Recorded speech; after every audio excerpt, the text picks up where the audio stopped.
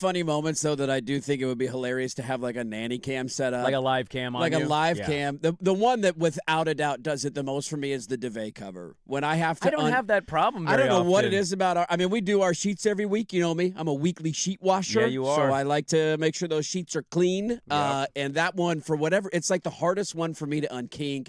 And it's usually at the end of the day. Like I'll wash them during the day, and then it's like I'm ready for bed at this point, but the sheets are still in the dryer. So now I got to go put them back on the bed, and I'm usually running late. And I'm like, I just want to get this over with. Are they always dry? No, because sometimes they ball up Right. and kink, and then you got to run it. You're like, no, You got to do it early this in the day. is still wet, so now I got to start the cycle over again. Or if it's balled up, then you got to unkink it and then run it again and do it that way. That's the one camera, though, that I'm sure would get the most public laughs if people could see me trying to untangle that thing. And how many times I eventually just grab the giant ball and slam it on the floor over and over and over again, just in hopes that that will be the trick that does it. That would be pretty good Twitter content right there. Throw that video out. There's a million of those moments, man. Yeah, it's just around the house, All the stubbing your time. toe, yelling at nothing. Blaming an inanimate object. This is not my You've fault. ruined my life. This is not my fault. Part of the night evening. When I hung the punching bag in the garage, the daughter wanted that years ago. Yeah. And so I got her these UFC pink lady Little gloves, boxing, yeah. not quite boxing gloves, but you know what I'm Sure. saying, where the fingers are exposed. Yeah, it's like the knuckles, but the fingers are Yeah, out. the padding. Yeah. And she randomly wanted to do this. So I was like, oh, that's cool. And I had a punching bag, but then like I hung it and it fell out of the ceiling because I didn't hang it in a stud. She's like, Dad, it came out of the ceiling. I'm like, It just plopped down on the ground. yeah, luckily it wasn't very high. Yeah, you're right. And so I was like, okay. Not falling on anybody. Nobody's standing underneath it. Now I really got to get up to the ceiling of the garage and find so I did it properly, right? Sure. It's not perfect, but I got it. Yeah. She has no interest. She's not even like tried to go out there. No, she wouldn't do it. But it's cool to have. Like if you walked past my gym, Mm-hmm. my garage gym, you'd be like, dude, that is a legit little gym you got it's a going nice in there. little setup you got. Part of the joys of that punching bag are these moments. Oh, I would go out there all the time if I had one. Dude, I go out there and I'll just give it a little 3-piece. Or I'll grab a baseball bat and I'll just bang it a couple times like, yeah! The bat one would feel good. Dude, the bat one feels great. That's gotta feel Oh, fantastic. It's so good. Because that's a full swing. You're not. There's always the thought of like punching a bag too hard. Of like, am I going to do something stupid in my hand right now? Like, There's am that, am I yeah. going to break a knuckle doing this and being Yep. an idiot? Like one of those guys upset after losing a sporting event. The bat, zero risk involved. You let that sucker fly. Dude, you hit it as hard as you want. You're Joaquin Phoenix at the end of Signs. Just swing away, Billy, whatever his name was. Just just let that thing go, man. Oh, man. What a delightful weekend, though, huh? We had a good weekend. Hey, good little weekend. Good little weekend. How was so funny thing? We sign off the show Friday. Yeah. And I made the biggest of mistakes. I mentally told myself I was going to a Blazer playoff game. You thought Cash Daddy was going to deliver tickets, huh? It wasn't that, like, I put the assumption on him. It was more his response during our He show. did kind of leave it open-ended. He's yeah. like, currently working on it, which made me feel like, dude, if he's working on it, it's going to happen. There's a chance here. This could actually happen. I wasn't going to reach out. I'm not even throwing shade. I'm not mad at him at all. This was a me problem. And I was like, I think I'm going to be at this playoff game tonight. This is awesome. And then by about 4:30, I was like, he's not texting. I'm not going to this game. No, and at so that point, by 4:30, you're probably, that's out of the window. Think about it. We signed off at 10. We did. By 4:30 is when I mentally was like, well, you're not going to that game. You gave yourself a good 6 hours. 6.5 hours. 6.5 hours waiting. of me just saying, I think I'll go to this game. This I'll go to this might game. It's actually awesome. be happening What am right. I going to wear? This might be taking place. Am I going to buy some Blazer gear because I don't really own much Blazer gear? I might be doing that. And then I didn't get a text, and I'm like, it's all right. It ended up working out okay for me. But yes, you did. Let me tell you what, buddy, you didn't miss a lot. It was fun in the first, 3 quarters, and then looked like a morgue walking out of that building. So could you help me with this? And I'd love to know if other Blazer fans had this experience from my vantage point. Because, Yes. by the way, Sunday morning, I looked up ticket prices at 9:45. Okay, get up. Let's see how it's looking. Couple hours till game time. I think people may not have known how it was going to go, but I think people, they treated it like it was 3-0 because the ticket prices to sit in the 300, Really? it was like $40. Dropped significantly, Significantly. I could have sat mid-100 section for like $260. Why didn't you go? I ended up having a lot of errands. My daughter had to go to a leadership conference at Seaside. I had to take my mom home because she's been staying with us every weekend for a few weeks. Family duties piled up on you. I just had a million things. And by the time I literally got home, it was 12:25, and I'm like, perfect. Thank God. Sit down. Hey, game's about, it never starts on time. What do we end up starting? 12:45 It was yesterday? 12:40-ish because of the Cav. And then I missed game. the announcement. We're moving it to ESPN2, so I'm just sitting there like an idiot turning the game on, watching the last minute of Raptors and Cavs. Like, when's it? Oh, it's on ESPN2. Okay. Well, yeah, because I was on Twitter this weekend, and I saw somebody, I think it was Hiken, had something like, Blazers first possession, Wemby misses, and then they, like something, and I was like, it's on? Yeah. Because I had the Raptor Cav game on. Right. It's a minute to go. I figured we're just waiting till this one ends. Well, I mean... And then all of a sudden, in the middle of the Blazer game, because I did flip over to ESPN2, then some softball announcer just, by the way, if you're looking for the playoff game, like, how about a heads up?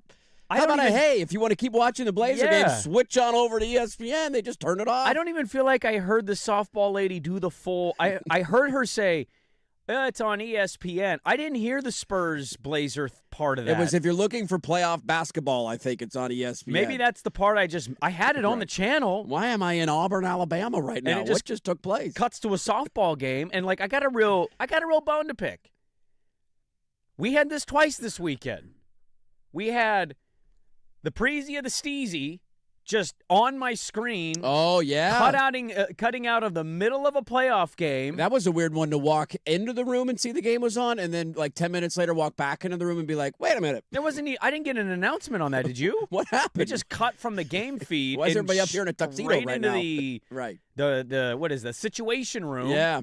And then I'm like, what's going on? Where'd my basketball go? Where's the basketball? And then I found out that they put the game from ABC to ESPN, and I'm like, click. Let's go watch the end of this game. Gotta go watch. Yeah, dude. That's probably been the most entertaining. Well, your Knicks-Hawks series has been pretty solid so far. Game 4 sucked. Game 4 wasn't good. Knicks blew them out. But then you had some little brouhaha come up at the end of the game. Yeah, we did. Minnesota losing 2 of their best players and still winning. Still dominating. With a guy whose name I'm still not confident in pronouncing. Ayo Dosunmu. Ayo Dosunmu. Yeah. Okay.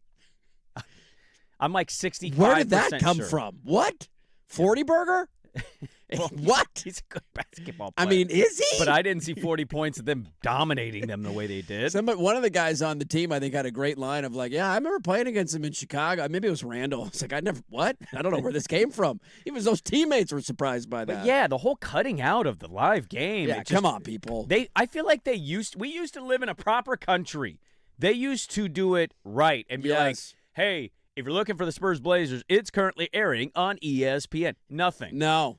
And then How about a little bug at the bottom of the screen, too, if you're going to Something. change it on me and like, hey, by the way, it's on this other channel. Maybe that was there and I just didn't see it. Terrible. Very frustrating. Very, very frustrating in that regard this weekend. Just not good broadcasting Etiquette. Etiquette. Where's your etiquette at, you know? Quit walking in my line here, all right? You know what they were doing. Alert me that I need to change my channel. Well, we obviously have a loaded show today. Yes, we do. We will untangle our cords, Yeah. and we will talk about all of it. I didn't even get to the whole setup of what I just did Yeah, you was got to get distracted. to you, but I got distracted by the TV etiquette. I'll tell you all about it. What do you want to know, buddy? Yeah, I'll tease that.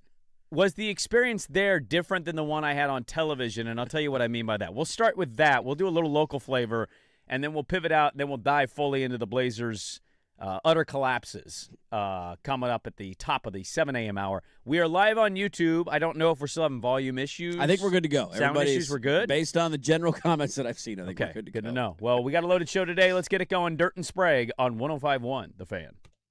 The Fan Golf Now, Classic. here's a quick look at Portland traffic. In Portland, 84 westbound, a little bit sluggish approaching Halsey Street, then again getting on.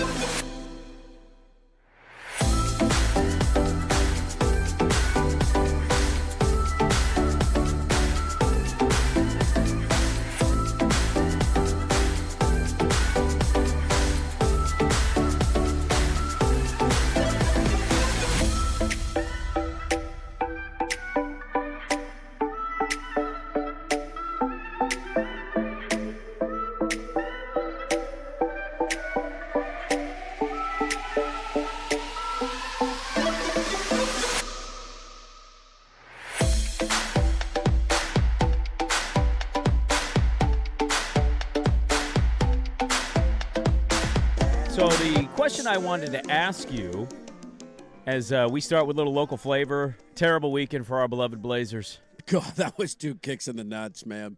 Woo. It's one thing to lose. which, not the most surprising thing in the world. It's another to do with the way that they did it. I would actually argue Hope is a dangerous drug, my friend. Yeah, You more upset about Friday night or yesterday? Friday. Yeah. You can't lose Friday. They don't have their best player, and they were led by a rookie Yeah. and a second-year guy. Okay. We all feel the same Their way. vet point guard Who, by the wasn't way- even that amazing. No. It was a rookie Yes. and a second-year guard. How many did Harper have yesterday? He had like 2 points. He didn't do anything.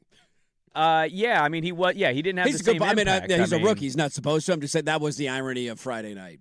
We talked S to a rookie, We did. and he cut our head off. Yes, he did. I would argue that. Yeah. That one was worse, despite how historically awful yesterday's second half was. I don't think he hit the rim the entire night Friday night. All Like, night. I know he missed a shot, but I don't think he missed a shot. We'll get to that. I'd also just, my only counter is Mm-hmm. we experienced that during the West Finals. We seemingly had the lead in 3 of the 4 games. A by double-digit double lead. digits. Yeah, 2, 3, and 4. So, it wasn't shocking to me to watch us choke away double-digit leads. I feel like that's No. kind of their history anyway. That was a long time ago, but yeah, we've been doing that a lot this year. I called that out about a week and a half ago after the Denver game. People call me a bum or dirt, and I just, it's kind of who we've been for a long time. How about show synergy? Both Dirt and I, without texting one another yesterday, live bet them down 18. Got Spurs at plus 250. Yes, sir. Cha-ching! I mean, look, I wasn't rooting If I'm for going to it. be miserable, but give me some money out of it. Well, you know what I like? I like money. You know what I don't like? Jokes. Yeah, well, To that steal was a a Ken joke. Barkley line right You know what there. I like? Money. Thank You know what I don't like? Joke. And that second half was a joke. I and would have won done the it money. on Friday night. It was a little discombobulated being at the arena. I would have live bet the Spurs too. Yeah, I don't blame you for that. Because they just, I've made a lot of money gambling against the Blazers with double-digit leads in the second half of the year. So help me with this one here. Yeah. So you went to the game. You ended up having great seats. We were about 4 or 5 rows up from the Blazer bench, like right behind where Tiago Splitter stands. So I saw that photo, Yeah. and then I saw an old lady with Sally Jesse Raphael glasses I on was her head. literally right behind that I lady. was looking for her on my Yeah. television. I'm like, where's Sally Jesse Raphael? Right, I was right behind her. And I couldn't quite see you. I'm sure you were on the television a couple times. But I blended in. I wore a red hat and a Blazer jersey, and I was. you're a white with a beard. Yes. You look like half. You look like 80% of the arena. I go about 95. Okay, About 95. So you're there. You have the experience. I couldn't tell if this was an Amazon Prime problem or a Portland problem. Okay. And I'd really like some feedback on this one. Legitimately looking for real feedback here. You know what you got right now? Boots on the ground. I got boots on the ground from Friday. Front lines. I need boots on the ground Sunday. The Amazon Prime broadcast made it seem like the Portland arena sucked. Yeah, I saw that a lot on not social loud, media. not into it. And then I Yeah. read a couple pieces that said, Portland fans, they showed up, they were loud. But I'm telling Yeah. you, hand to God, I had that TV turned up. It did not seem very loud and very active. And I'm like, what's happening? Is this a broadcast problem? Yes. Or is this city just incredibly disappointing now as a fan base? I saw that a bunch on social media on Friday, and what I will tell you is that I don't understand how that could be the case.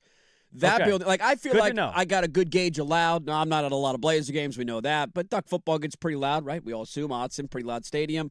I know loud. Especially in the opening, like the first quarter, they got off to a really good start. Scoot continued his hot streak, was making some. It felt like that building was going to erupt. That's Okay, how good to loud know. it was. Dude, I'm Like, telling you, Amazon Prime's really video weird. feed. I felt did the not same thing convey watching that. at home on Sunday because I turned it on and I tried to turn it up as loud as I could. And I even had that same takeaway of like, man, it doesn't seem that loud. But I remember seeing the tweets on Friday night as I was, sitting in traffic on my way home, and being like, really? That was a takeaway from people? It wasn't loud? Now, don't get me wrong. By the time you blow a 15-point third-quarter lead, Oh, it and all of a dies. I sudden get you're it. down by 12 in the fourth quarter and all hope is gone, you could hear a pin drop in that arena. Totally get it. And with 2 minutes to go, everybody headed for the exits because Tiago Splitter was waving the white flag. But the first quarter in particular, and then when they went on that kind of early run right out of the gate in the second half, it sounded like a bomb was going off. That place was absolutely rocking. Okay, So, good to know. No criticism of the fan volume, none of that. And when they were given a reason to cheer, they were incredibly loud. Okay, I thought Sunday's broadcast, which was on ESPN, ABC, just ESPN. Yeah. I thought it was a little better of giving me noise, and the energy seemed better. I mean, especially in that second quarter when they couldn't miss. I Like, mean, I'm they sure were- that yeah. building was on fire. When they pushed it to almost 20, you're Yes. like, I at least felt it more than I did on Friday's game. Was really weird. odd. It was very odd. It was like, Are they cutting the fan noise for the broadcast reasons? I couldn't tell. I just feel like back, not to be old-timey here, Back in my day. but I do feel like at a certain point on television, you can feel the crowd. Yeah. And for whatever reason, I didn't think that Amazon broadcast was helping me I was like, what's happening here? Yeah. I would have thought Friday was the biggest of like noises, It's really weird. and it just didn't come through on the television, and it was utterly insane to me as a viewer. Yeah, I didn't go back and watch it because there was no need to. I witnessed it firsthand, but I Sure. was if there would have been something that had happened or something controversial, maybe I would have like the one you have a hard time seeing some things when you're there, like the Denny moment. Was that at the end of the first half where he took the elbow? And it was the thought of The chip tooth? the chip tooth Yeah. moment. Like that was kind of hard to tell exactly what was going on in the arena. The other funny thing that I was reminded of being there is how little you know what the score is, especially if you sit that far down. I never really sat that close. I haven't in a long time. This is a humble brag right here. I mean, it is I like- couldn't even tell what the score was. I Well, was you so just close. it's such a different viewing experience because when you're watching at home, there's always a score bug on the bottom of the screen, and we were having moments of like, are we? Oh yeah, look at that, we're up by 8. I had Okay, to like, strain my neck so much to look up at the I video have- You know what board. else I learned, by the way? I have a kink in my Oh, neck from looking I up. need to see my masseuse. Oh, you know how hard it is to sit 4 rows from Tiago's I splitter. was yelling at Tiago the entire time. Put shade in it. He wasn't listening to me. Oh, yeah. I also Shade, realized that there's a monitor inside the jumbotron. Oh yeah, Yeah. It's like the I inside. was like, hey, look at that. Yeah, those are all the new I fangled had one, ones. so I didn't have to quite strain as There you much. go. There was a monitor, Yeah. a screen underneath the jumbotron. I'm so glad they're making your life comfortable down there. I'm so glad to hear it The irony of it was with your free ticket. You didn't end up getting the invite, but I did. So I sat down. We all got together because my buddy had a handful of tickets, like out of nowhere. There was like 10 of us there. I didn't know That's everybody. awesome. 10 of them. That Not was one there. Out of 10. I sat down for a beer at halftime because we all went up, like, let's go grab a beer. $15 beer night. And one of the guys, it was $15 beer night. And one of the guys I sat with, I introduced myself as Andy. That didn't do anything. And then eventually he found out through other side conversations that I'm dirt and I work in radio. And then that took him back. And you know why it took him back? He said, I know Brandon Sprague. And I said, oh, you know Sprague? He's like, well, no, I don't really know Sprague, but I played basketball against Sprague in high school. And so then my entire halftime How about that? conversation was Park Rose basketball highlights via Brandon Sprague. What school was the guy did he go I to? can't. It was one of your rivals. I can't remember. We didn't have rivals. We lost to everybody. I asked how you What were. rival? He was like, yeah, he was pretty good. For Park Rose, he was pretty good. Yeah, dude. He stood out. Not bad. Humble brag right Now, there. we're in 0 and What's the 18. closest high school to Douglas. Is it? Oh, David Douglas. David okay. Douglas is It might have been David. I can't remember. supposed to be a quote-unquote rival. Yeah. But Yeah. every game that we would go up in games and we'd be up like 17-4. And I'm like, oh, my God, look at us. And we would lose by 20 every time. every you go. single time. And I'm on the bench like, I hate this. You were the Blazers then, huh? Have a little hope, and then we're well, gonna lose by 20. kind of. Wait, we could do it. No, we can't do We it. were the No, Blazers. Yeah, no, a little bit of that. We cannot do it. That's funny that you That was a random. And your buddy Casey was there too. So I'm like, I'm here hanging out with Sprague's guys. Casey. Sprague's not even here. He's not even here. well, I was supposed to get a ticket. The gas man didn't come through. The gas man did not deliver for you. It Okay. was so. I'll give you the rest of the deets of it because there's not a lot to take away from the in arena stuff. It was funny. Yeah, where's your towel?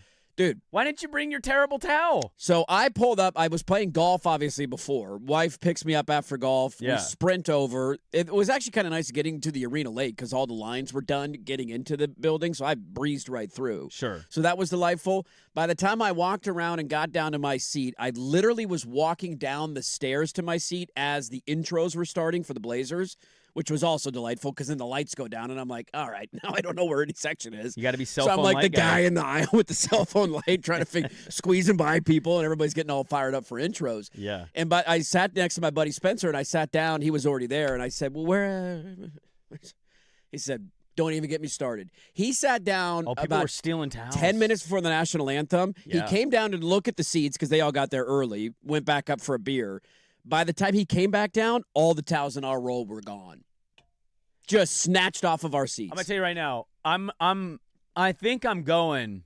I don't care. It's the start of our first playoff game, and God knows how long. Yeah. I'm going Larry David. I'm looking around to everybody in this section. I'm going. Who? Really? Who took my towel? You have my towel. Who took my towel? Give me my towel. I would like my towel back. I gave you. If I'm 5 rows up, I'm not acting like I got that ticket for free. I'm calling security. Excuse me.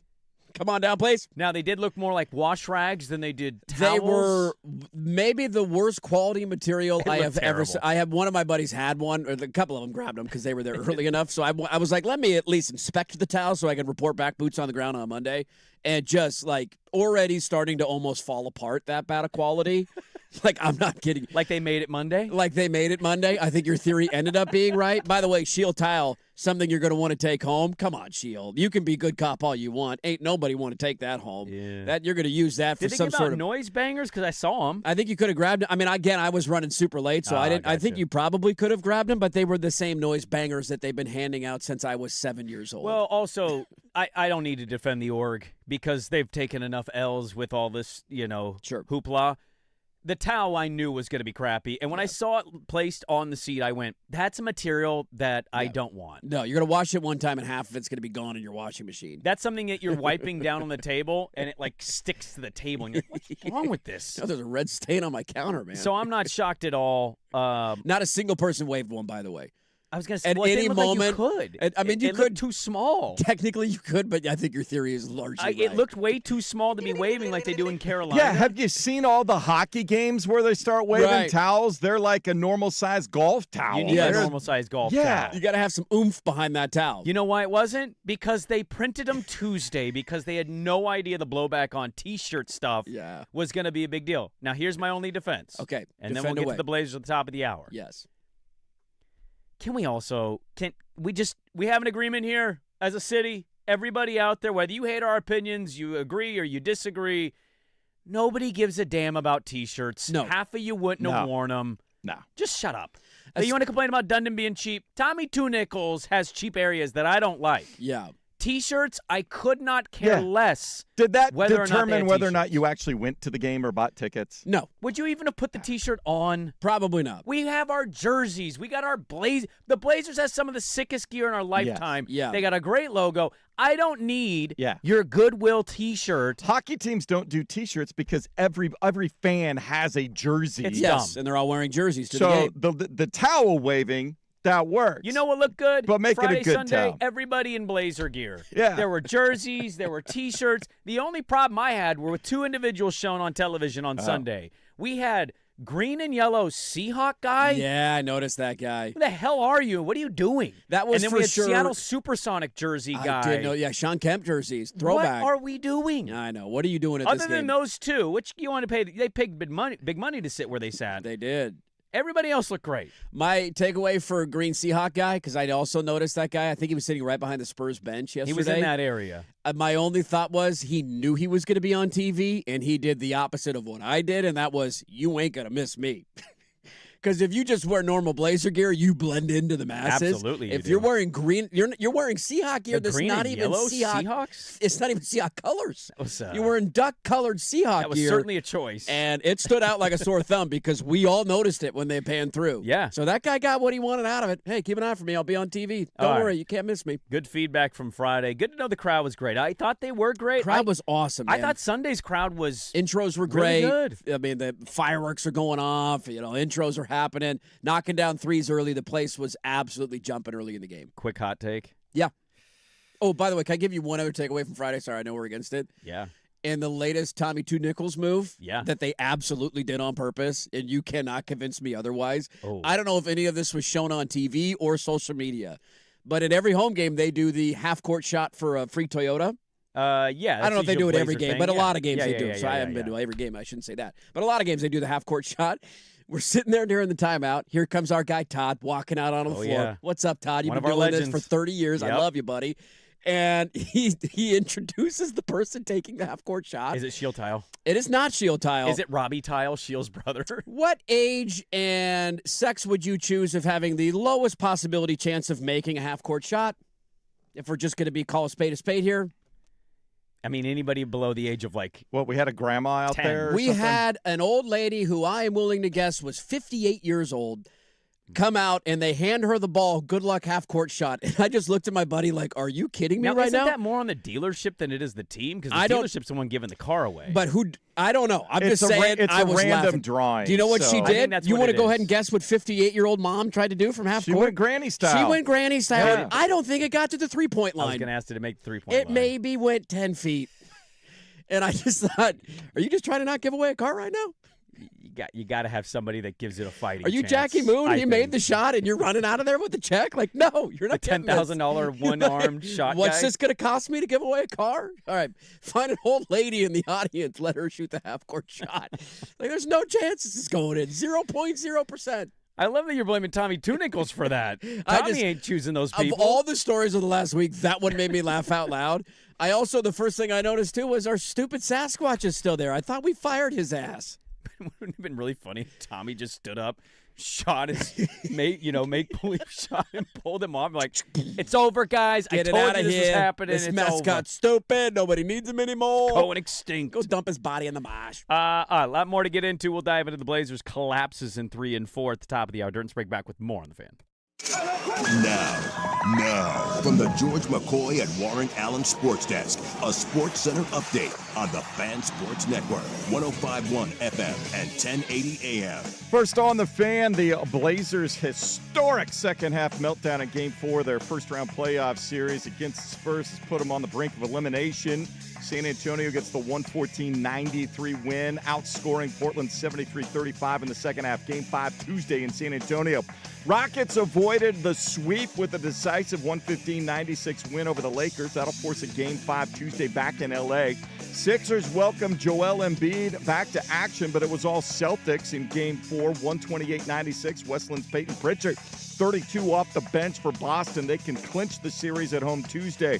Raptors evened up their series with the Cavs at 2-all with a 93-89 victory in Game 4. Sophia Wilson got her first goal of the season, clinching a 2-1 result for the Thorns over Angel City Sunday. Portland now second in the NWSL table. They'll host the San Diego Wave Wednesday night. More sports scores and stories in 30 minutes. Jason Swigart from the George McCoy at Warren Allen Sports Desk. Hurt and missing work. Insurance companies acting like jerks. Don't call your mom. Call George McCoy at warrenallen.com. The home of prime time with Isaac and Sue. Weekdays 3 to 7.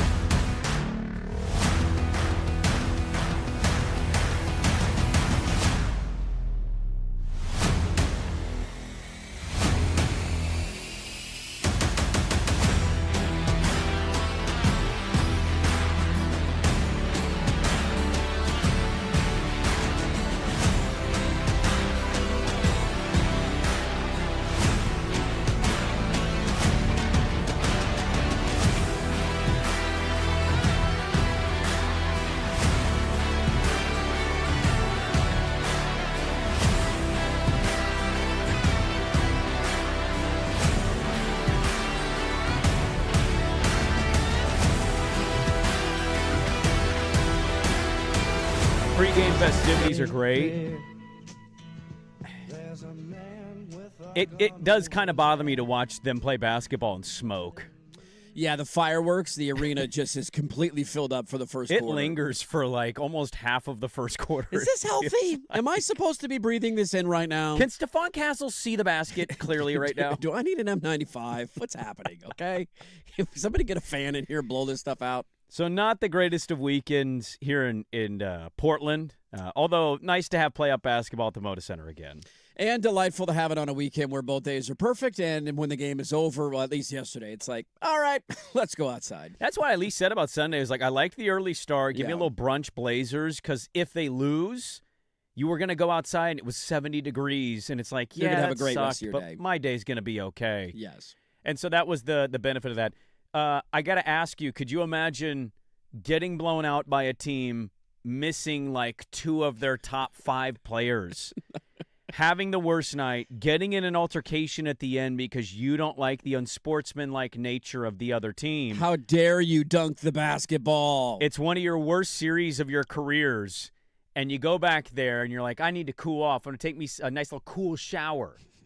You take a shower. All right, I'm going to decompress. I got to talk to the media. Before I talk to the media, let me get dressed. Oh, wait.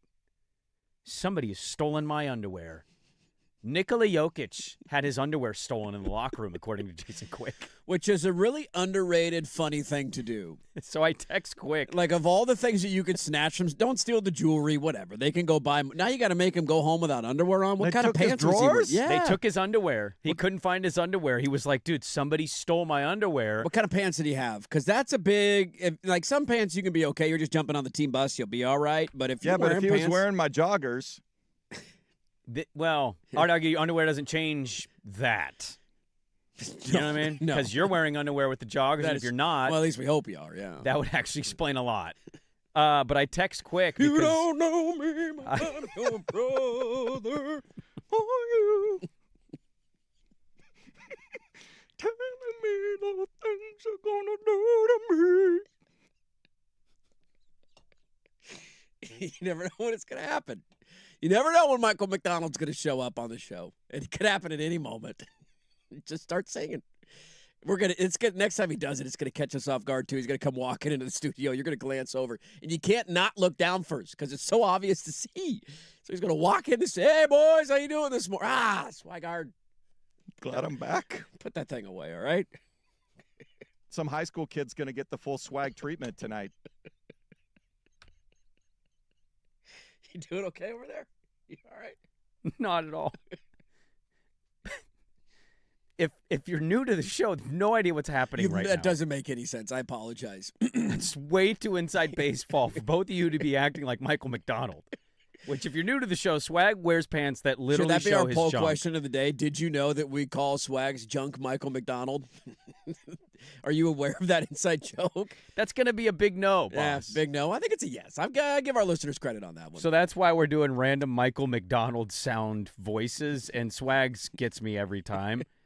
So I text Quick because I didn't want to be butt-cracked sports. I saw the like, blurb. did this actually happen? Like, what are we doing here? So I went and read the piece because I wanted to verify, and I went through the piece because he was covering the series, or covering the game at least, and I said, stolen underwear has to be top 5 funniest sports things around a game you've ever written about. And he says, it's absolutely up there. Not sure Jokic thinks it's funny. No, dude. If you're in that spot and you just lost, you tried to fight after the game. If you stole my You were shirt, I'd be embarrassed? upset. Underwear, I'd wonder how weird you are. I don't care. You're weird. I mean, at least the benefit is you're not like in a situation where you have to go out publicly after that. Like they're jumping on. They're getting on a bus. They're and then getting on a bird. bus and they're going, or a flight, because was that game 4? That was game 4, Yeah, wasn't game it? 4. that was Actually, game You're four. jumping on an airplane and fly. Although sitting on an airplane without any undies on, I mean, I guess depends on what kind of pants you're wearing. on their airplanes. I'm with just him, saying. But comfortable. again, like, is he wearing jeans?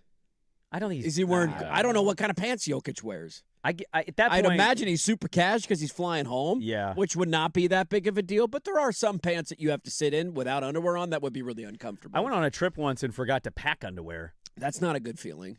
Very bad feeling. Could you wash the underwear on the where you went? No. You had to go to a store Yeah, I had immediately. to go buy underwear. That's what you got to do. At Bad that point. feeling. Yeah, it's not good. Like, of all the things to not pack, you're like, That's how a- did I not do that? I feel like underwear and socks are like 1 and 2. You know what on happened? my big board? It wasn't with the rest of my pile that I was supposed to pack. It was to the You side, separated your piles, and it was like kind of next to a blanket that was folded up, so I missed it, and I thought I grabbed it. it's blending in. Bad feeling. Wait a minute. Not good. We're wearing the same underwear for a week straight. But I went and bought a pack, and unlike you, I just opened it up and put them on. I mean, at that point, you wouldn't really have any choices. I would have to do that as well. Yeah. If there's no washing machine where you're at, those are right out of the package, man. Smelled fresh. Let's get these plastics on my body, baby. Absolutely. Let's do it.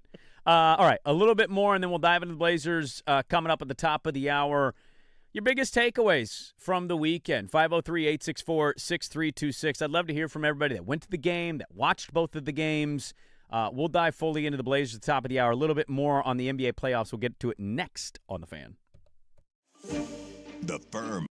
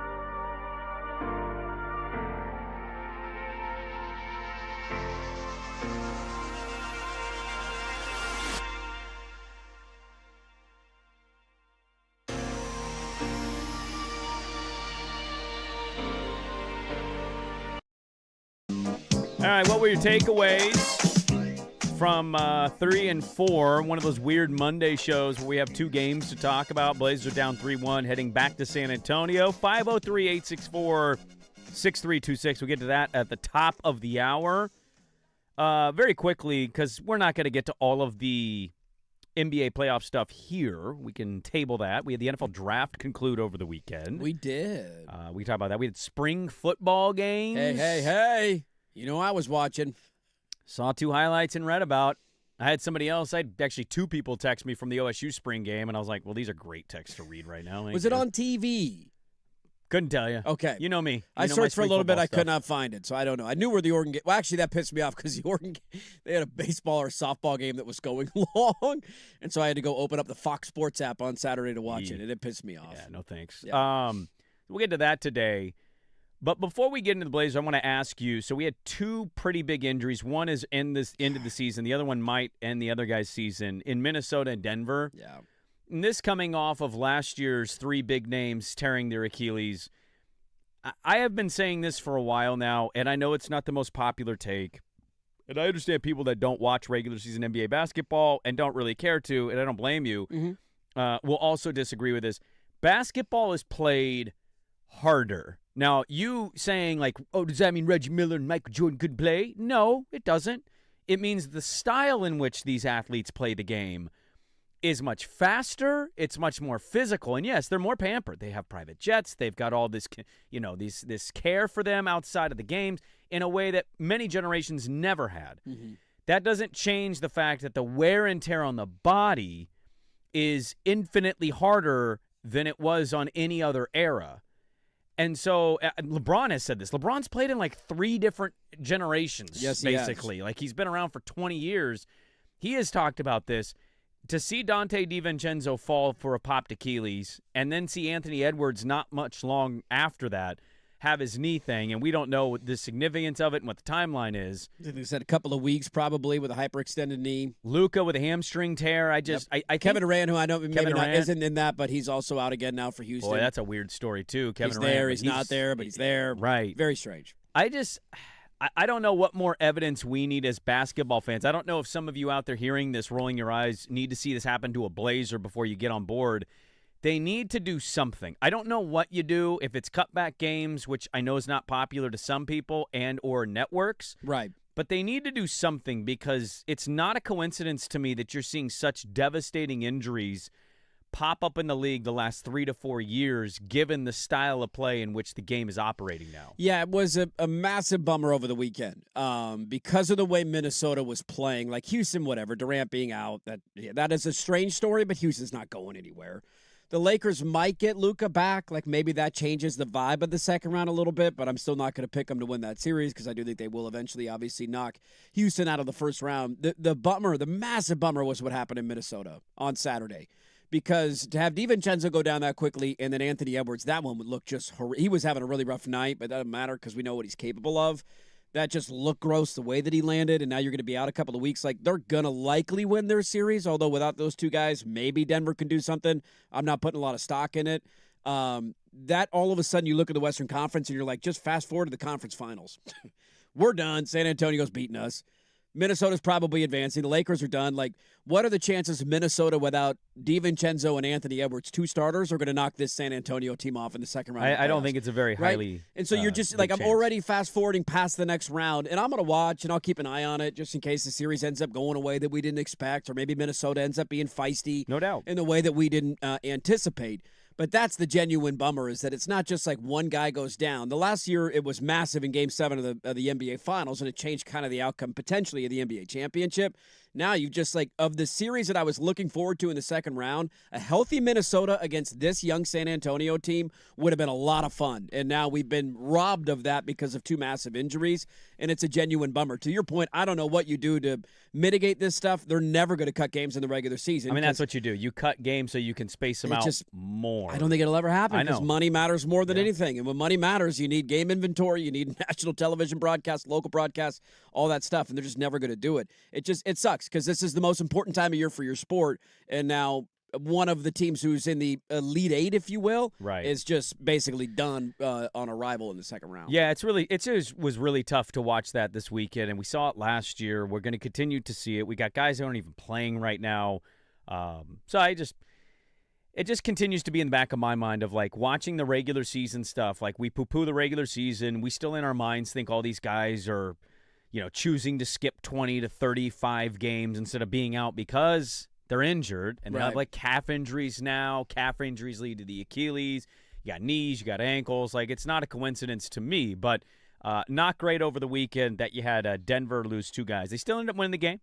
And so that makes it a little easier, and they're on the brink of eliminating the Clippers. But that happened. I just think it needs to be talked about. It continues to need to be a conversation because for all the lottery tanking stuff, I think this is a big concern as well as longevity of guys. It's kind of NFL-ish of attrition. Who's healthy, when they're healthy, at the right time. We have a loaded second hour to get into, Andrew. Yes, we do. You were at Game 3. We'll talk about Game 4 as well. What were your takeaways from the Blazers? 2 blown games, 3 and 4, 503-864-6326. Hour number 2. Kick it off with the Blazers blowing both games on 105.1 The Fan.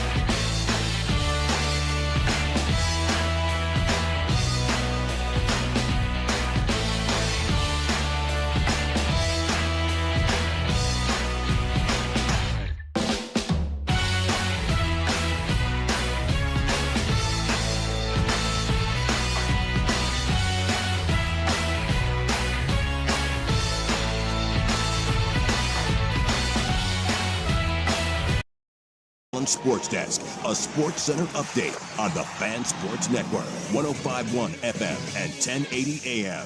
First on the Fan, for the second straight playoff game, the Blazers blow a double-digit halftime lead. They did it in historic fashion Sunday afternoon, getting outscored by the Spurs 73-35 in the second half for a 114-93 loss. They face elimination Tuesday night in San Antonio. Rockets avoided a sweep, beating the Lakers 115-96. They'll force Game 5 Tuesday in L.A. Sixers got Joel Embiid back, which you couldn't tell on the floor as the Celtics blew him out 128-96 to go up 3-1. Raptors evening their series with the Cavaliers at 2-all with a 93-89 victory in Game 4. 4 Oregon Ducks were selected on day 3 of the NFL Draft. Cornerback Jaden Kennedy going to the Chiefs in the 4th round. Colts selected linebacker Bryce Betcher in the 4th round. In the 6th round, receiver Malik Benson went to the Raiders and guard Alex Harkey to the Chargers. More sports scores and stories in 30 minutes. Jason Swigard from the George McCoy at Warren Allen Sports Desk. Hurt missing work. Insurance companies acting like jerks. Don't call your mom. Call George McCoy at warrenallen.com. Sports Saturday with Joe Fisher and Rashad Taylor. Saturday mornings at 9 on the Fan Sports Network. 105.1 FM and 1080 AM. More Dirt and Sprague. Do you trust someone who doesn't like a Pop-Tart? Dirt. Can I give you a hot take that might make people look at me and call me an idiot? I think Pop-Tarts are disgusting. Sprague. I used to raw dog Pop-Tarts religiously. Dirt and Sprague I'm anti-Pop-Tart. on the Fan Sports Network. Hey, welcome back in. Hour number 2, 7 a.m., bright, up and early, up and Adam, as they like to say. Adam's up. He's walking around. Good morning, Adam. Nice to see you this morning. We have a lot to get to in the second hour of the radio program known as Dirt and Sprague. I'm Sprague, though. That's Dirt over there. Hello. Do it backwards. We do. It's weird. Yeah. And then we It's- flip-flop halfway through the show. We do. None of it really makes any sense. No, but we're here. We're here. We woke up, Yeah, ready to go. I'm ready. I had to do a double take. I'm like, is it really Monday, or is it Sunday that I'm up at 4 a.m.? Yep. Okay. All right. It's Monday. Let's go. A lot to talk about in the second hour of the radio program. You could chime in at 503-864-6326. Were you at games 3 or 4 or both? Or did you just watch at home? As the beloved Blazers, boy, you want to talk about a history being made. How about the Portland Trail Blazers in game 4 became... Did we make history? We did make We history. did something that's never been done before? We became the first team in Look at NBA us. playoff history Look at us. to lead by 15 or more at halftime Yes, and we did. lose by 15 or more at the end of the game. That's never. No team in NBA How was playoff that history. never before? We're number one. We're number one. We're number one. So they lose game 3. Let's start with 3. We'll kind Yes. of work our way from Friday to Sunday to start the second hour. You were at game 3, and so you was. felt every ounce of that, whereas I'm watching on television, and when Harper had the baseline drive dunk, I went, well, this is going to be over. I mean, Uh-oh, this is not looking good right now. mental note, don't talk trash to Dylan Harper. That was such a soft tee, though. Of all the things, guys were chirping the entire game. They're going back and forth. He gave a little flex and a couple of words after the play, and we're getting teed up in a playoff series for that. I don't disagree with you. Absolutely ridiculous. I thought the refs in the Were teeing horrible. and the refs were not great. NBA officials are the worst, and they showed it again this weekend. Not just in our series, but in all of them. They didn't lose the game though because No, of the they did refs. not. Not the argument I'm making. It doesn't abstain them from being terrible at their jobs. So Wemby went off yesterday in the postgame about how the concussion protocol was ridiculous. He thought he was ready to play for game 3. He went through the warm-up. Had to get through an independent, whatever they call it, mediator, An independent whatever, doctor, yeah. coming in to look at him. He felt like he passed it with flying colors and was ready to go, but the NBA would not let him play Friday night. So the NBA robbed you at game 3 of seeing him in person play, and I'm telling you, that is a spectacle. I got to see it in 2024. It's insane. Especially sitting that close. That's the funny thing, sitting that close. You're like, God, they make the floor look so small. Yeah, they do. It looks like me playing against Teddy when I'm out there on his kids' hoop. Seeing Wemby out there would have blown my mind. Thanks for that, Adam Silver. But you only got to see Wemby in a Cosby sweater, Yes. and the Blazers ended up blowing a double-digit lead in game 3, and they got Dylan Harper and Stephon Castled. I mean, just to watch the life slowly evaporate from the building was wild because there's those moments I joked about earlier in the show, like hope can be a dangerous thing. Like think back to the conversations we were having on Friday. We had a poll question out there. What's the series going to be out of the weekend? Now, I didn't say 3-1 Blazers, but I figured they're going to get one of these games at home. We weren't sure if Wemby was going to play at all. We didn't think he was going to play on Friday. Then you find out he's not playing on Friday. You get off to a good start. You have a lead at halftime. You build a 15-point lead in the third quarter, And that place was rocking, man. Everybody's mind went to the same spot. Like, you got 5 minutes to go in the third. You got a double-digit lead over San Antonio. It's this young team without their best player. You're playing really good basketball. Like, we're doing it, man. We're doing it. And then it wasn't just to, like, it's one thing to blow a lead. It's another thing to blow a lead and then have, to the point of that stat never happening before in Game 4, like, you waved the white flag with 2 minutes to go in the ball game. Like, it wasn't even a contest. It wasn't you got beat on a buzzer beater. Well, Game 4 or a last-second shot. Like, I mean, that game was they No, blew you out in Game 4. I mean, they ended up winning by double digits. Yeah. You led by 15 points in the third quarter, I and they know. won the game by double digits, man. And it was just a really strange feeling inside the building because you went from, in a span, I want to say, of like 10 minutes, like you just look up and you're like, wait, what? It transpired so quickly, and Harper couldn't miss. Castle got going. Like, every shot that they took, it seemingly felt like went in for a stretch of time there. And then Portland went down and did their bad news Bears routine on offense, where they just kept turning the ball over and creating fast break points the other way.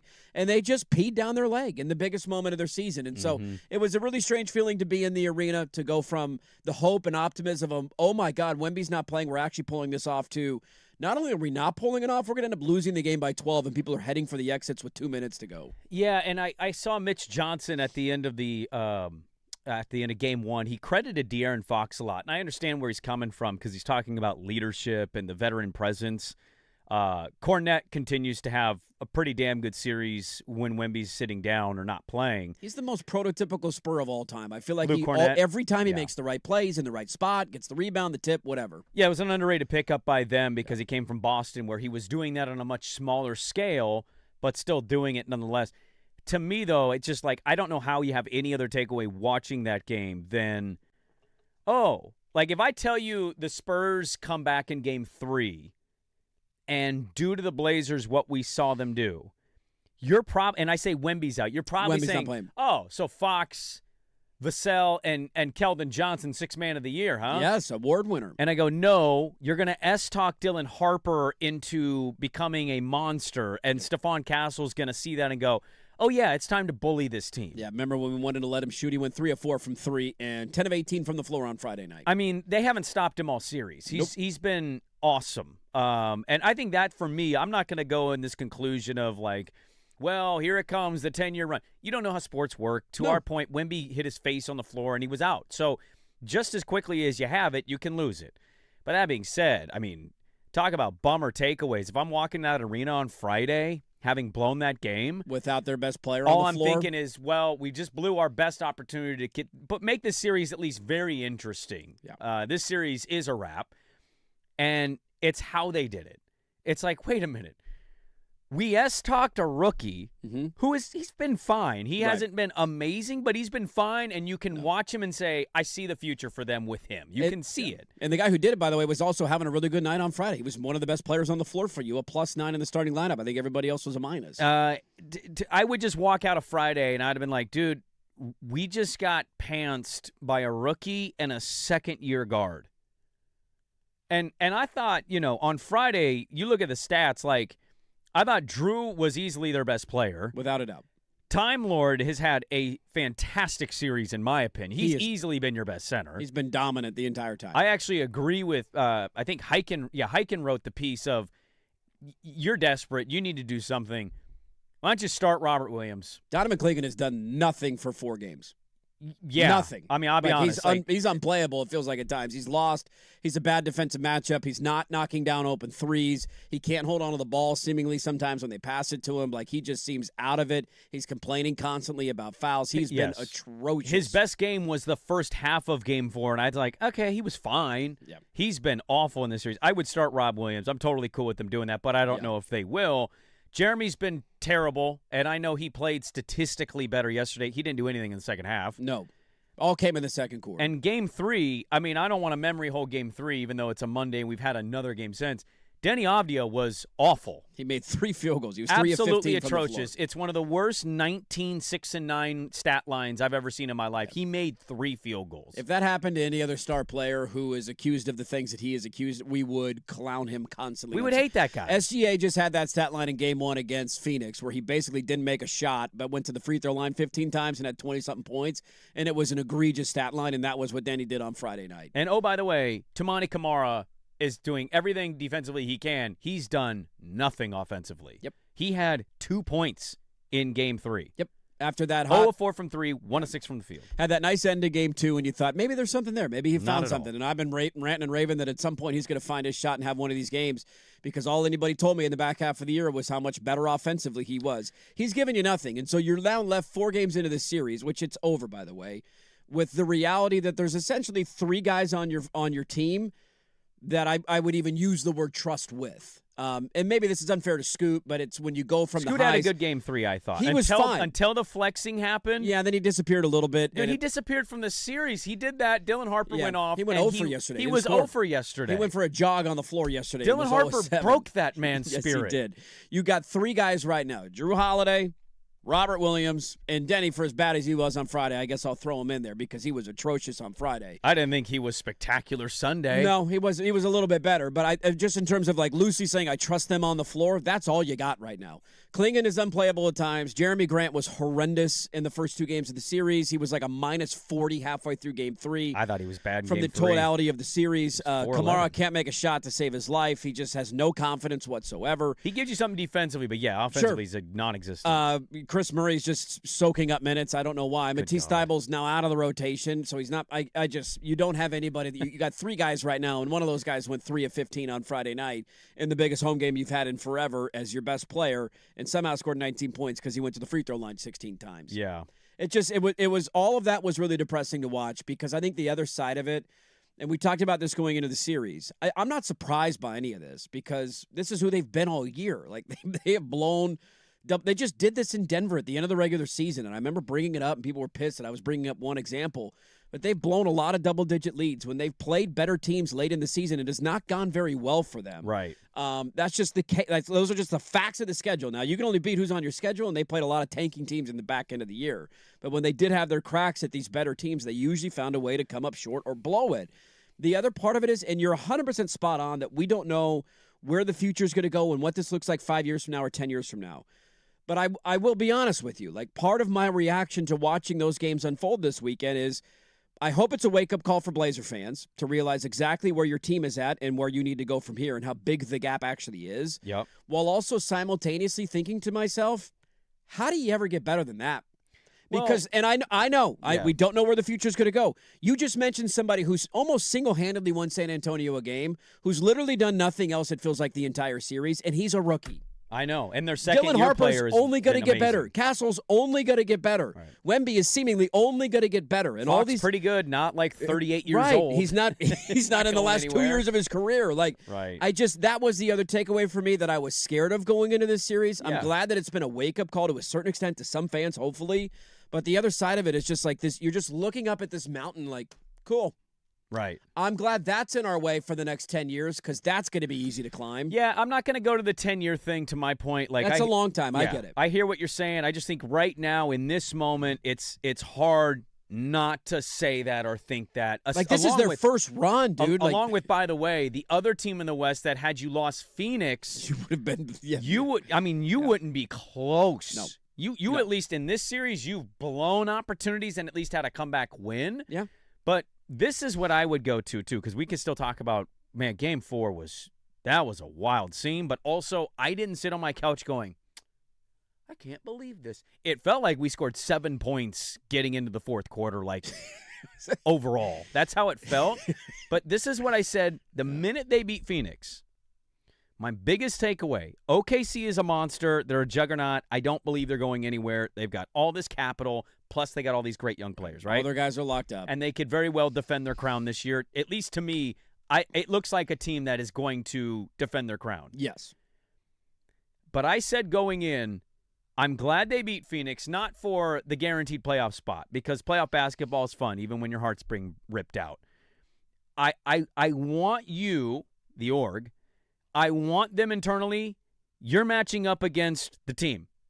Oklahoma City has set the bar as the title winner. I think San Antonio is barely below them, and they'll get their shot to knock them off. Likely in their conference first finals year appearance. run, by the way. Yes, first time they've been in the playoffs. I want Joe Cronin, assuming he's back. I want anybody, Schmitz, any talent evaluators, I want everybody courtside to see that roster Of all the teams in the West, I was glad they beat Phoenix because I want them to face that team. Now, it doesn't feel good in the moment. You don't want to watch your team blow a Game 4 or get Game 3 by a rookie. But I wanted them to get San Antonio because I want them to match up what they're building and how they're building against that. And that is exactly why. Because now you get to sort out your pieces. You get to try to guess, okay, Shaden, probably not for long here. Scoot can be good, but Scoot can also completely disappear. Donovan, I want to talk about Donovan today because I have a question about Donovan Clingan that I want to get to. I wanted them for San Antonio for this reason. I wanted them to go through this, and I didn't want them to do it in Portland, but I thought this is kind of how the series would end up shaping up because you need to build your roster against that roster, and that's what I want to talk about as Game 4 was a blowout. A lot more to get into. Your thoughts are welcome at 503-864-6326. Let's continue diving in next on The Fan. The Fan's YouTube channel.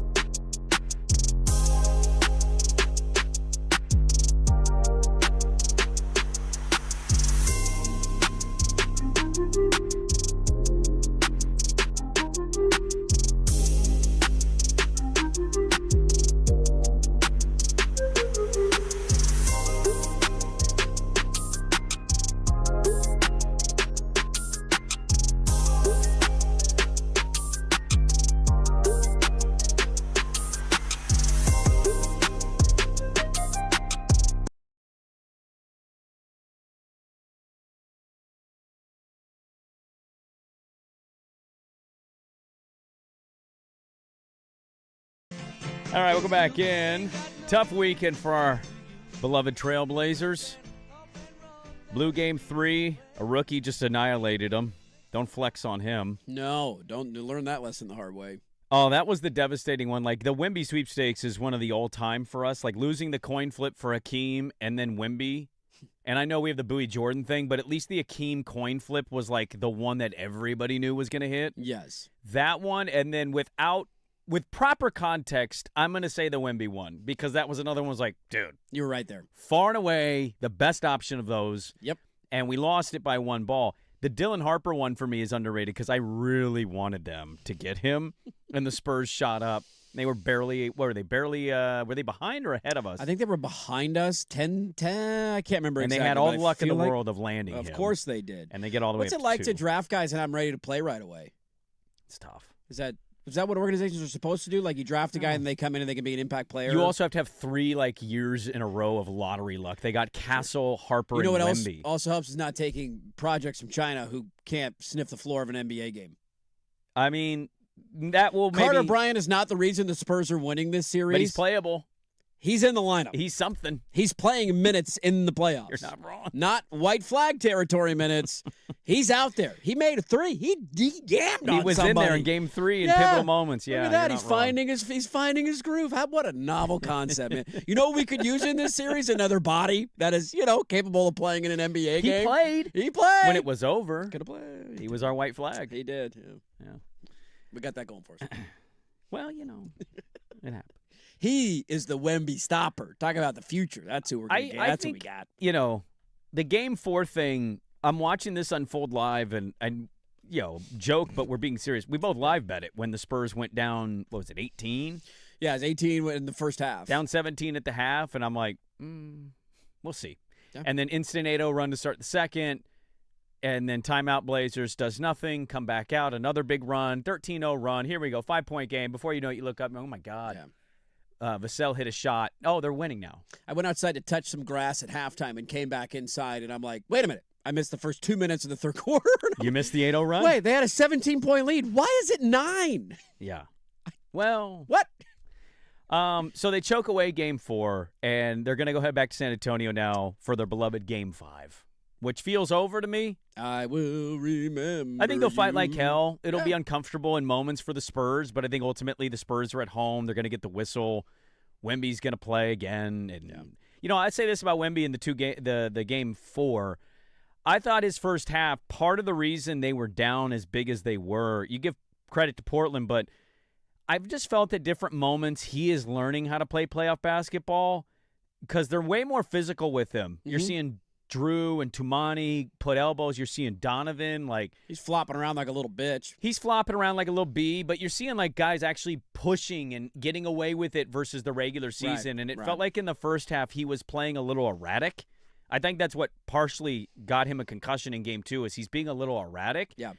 The second half, Wemby, if that's going to be Wemby now in the playoffs, that was in control. That was not forcing bad shots. That was doing exactly what you need to do defensively of basically shutting down the entire paint and anywhere near it. Yep. And then every basket he seemingly made was a dunk.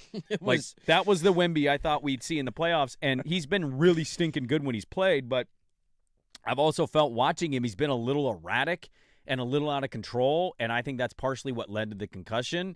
And you saw that in the first half, taking a bunch of weird threes, and you're like, what's going on here? And in the second half, it almost was like they were like, hey, dude, just calm down, breathe. Go block some shots. Do what you did in the regular season defensively, and we'll set you up good for easy dunk shots where you barely have to jump to dunk. Felt like they had a 5-minute stretch where every possession on one end was a Wemby block, to the other end was a Wemby alley-oop. Yeah. Wemby block, Wemby alley-oop. Wemby block, Wemby alley-oop. For like 5 straight possessions. And guess what? We just kept going at him as if one of these lands are going to get in over his hands.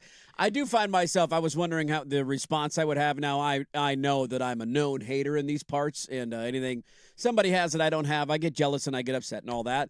I do find myself hating this team. The Castle stuff, he's an incredibly talented player. I would love every aspect of him being in a Blazer hate anybody, uniform. though, who's better than your team. No, I know it's no doubt, but there's also a way to play that just drives me nuts. Like Wemby flopping around at 7'4". He had one where Drew Holiday put his hip into him and he went flying. Like, dude, he fell down a couple times early. Out of here. Stop it. And then Castle had a play. And this, look, the officiating is not the reason Portland lost the game. They lost the game because they're not very good and they haven't been very good all year. Sure. But there was the moment on the free throw on Friday that I became one of those like, refs, you suck. I'm like yelling in the crowd. Well, when you're in the arena, you kind of have to. I can't remember who was it Kamara? I can't remember who, but Castle literally grabbed somebody from behind in the middle of a free throw going up and then pushed them into a spur.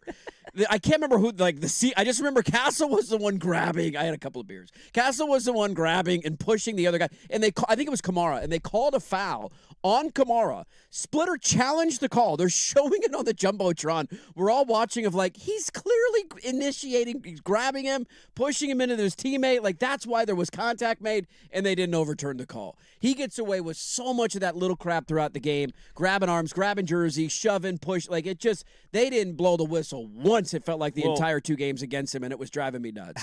Castle's a pretty physical dude. He's big, too. God, he's big. Also, breaking news, Dylan Harper was pushing Drew Holiday around. Yes, he was. Rookie.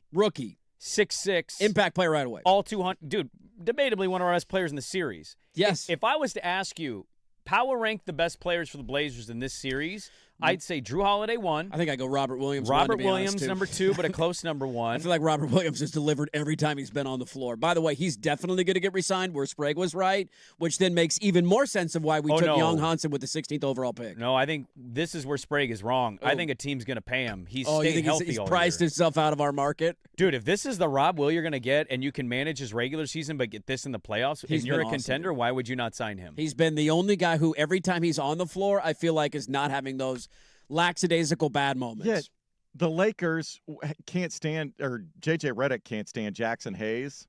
I don't know what his contract situation right, is. Imagine Robert Williams backing up Ayton. If Ayton's there, he should start over Ayton, to be honest with you. He's a better player than him. I mean, yesterday in the second half was the first time that you're like, oh, okay, now the Rob Will Donovan thing doesn't matter because Wemby has figured something out and the Spurs are torching us. But when he ends up playing more minutes than Klingon every game because he's better than Klingon. And I want to get to some of the players here. I want to touch on all of them, but I would say Drew and Rob have been your 2 best in this series. Yes. And then, I kind of don't care after that. Default Denny, sure. But I thought his Game 3 was atrocious. I thought Game 2 was awful. And Game 4 stat line, I didn't like the broadcast much either. And I know I'm being a honk here.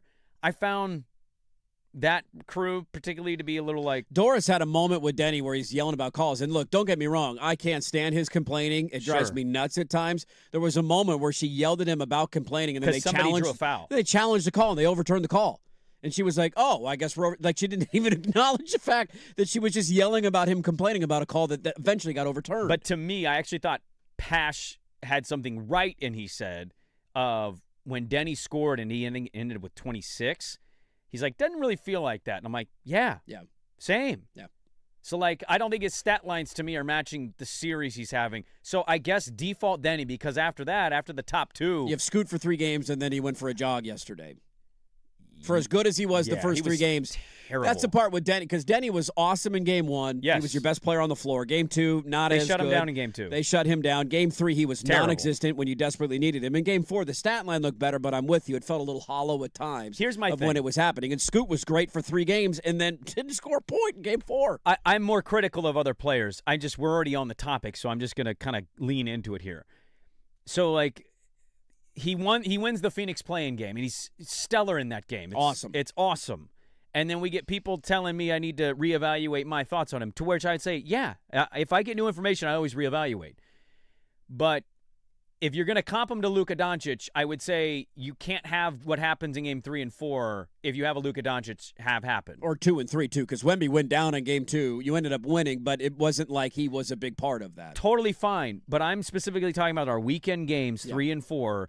A rookie and second-year player big boyed us. Yeah. And nobody on our team could stop it. No. Game 4, second half, your team's melting down. This is when they need you to be the one. Nowhere. And so I'm not, look, I have way more criticisms of other players.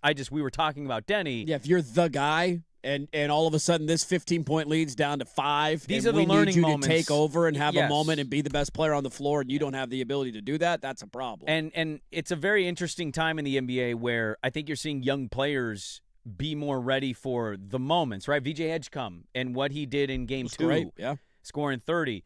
And I know this is Denny's first go-around, so I'm not jumping to a conclusion. I'm just saying, like, you can give me it's his first series, Sprague, and I'd say, yeah, Dylan Harper literally is a rookie. Yeah. And he It's didn't. Wemby's first series. It's Yeah, Castle's so first series. Those are moments for me. If we're to address criticism on the team, again, I have bigger criticisms of other players, but those are moments that if you're telling me Denny's this, and that, these are specific moments I'd point to and say, well, that's where you need to be this, and that. Yeah, And that I think he felt short in. But I have other criticisms for other players and question marks, I think, going forward. A lot of them. Because it's the 3-1 series, they're headed back to San Antonio. So we can talk some more about that. You can share your thoughts at 503-864-6326. We still got to put up our poll question of the day. I got an idea for Do you have an idea for I one? got an idea All for right, one. We'll noodle on that during the break. We'll get to that coming up next on The Fan.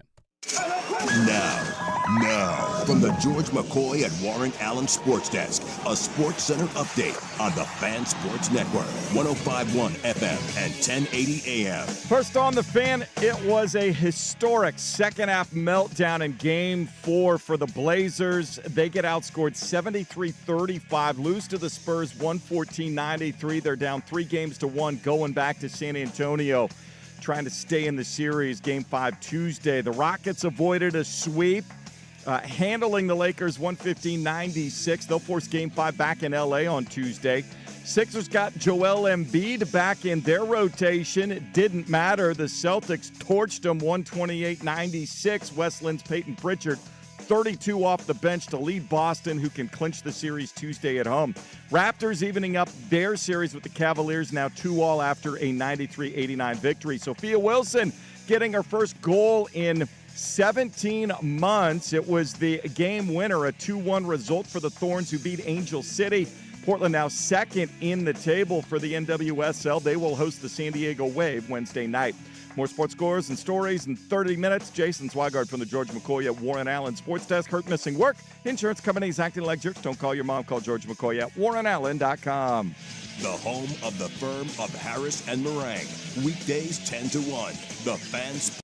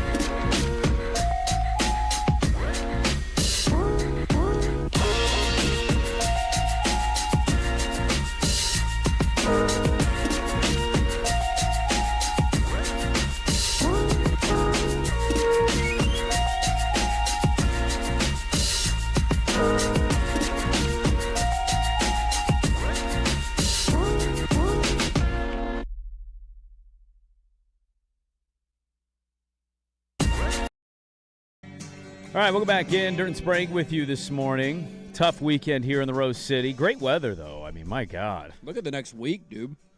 Summertime's here, baby.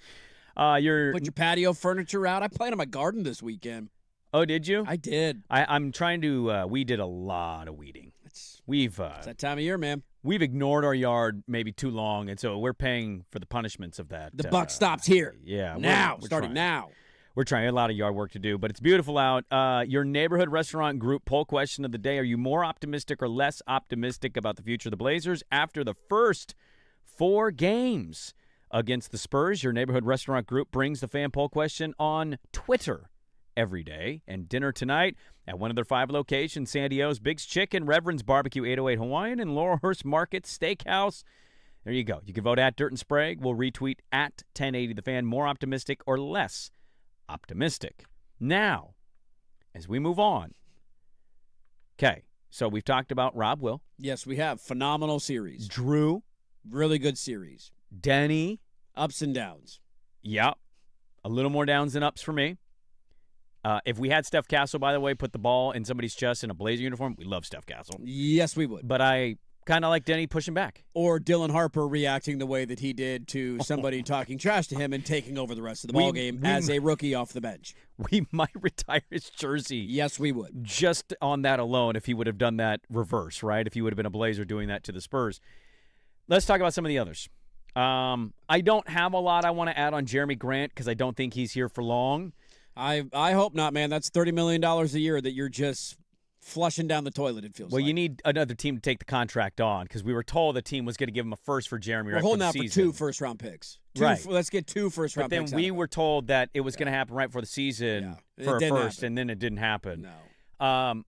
That being said, I don't want to stick on Jeremy very long. My brother-in-law went to the game, and my other brother-in-law was commenting on the broadcast how terrible it was. Game 4, are they talking? Yeah, game 4.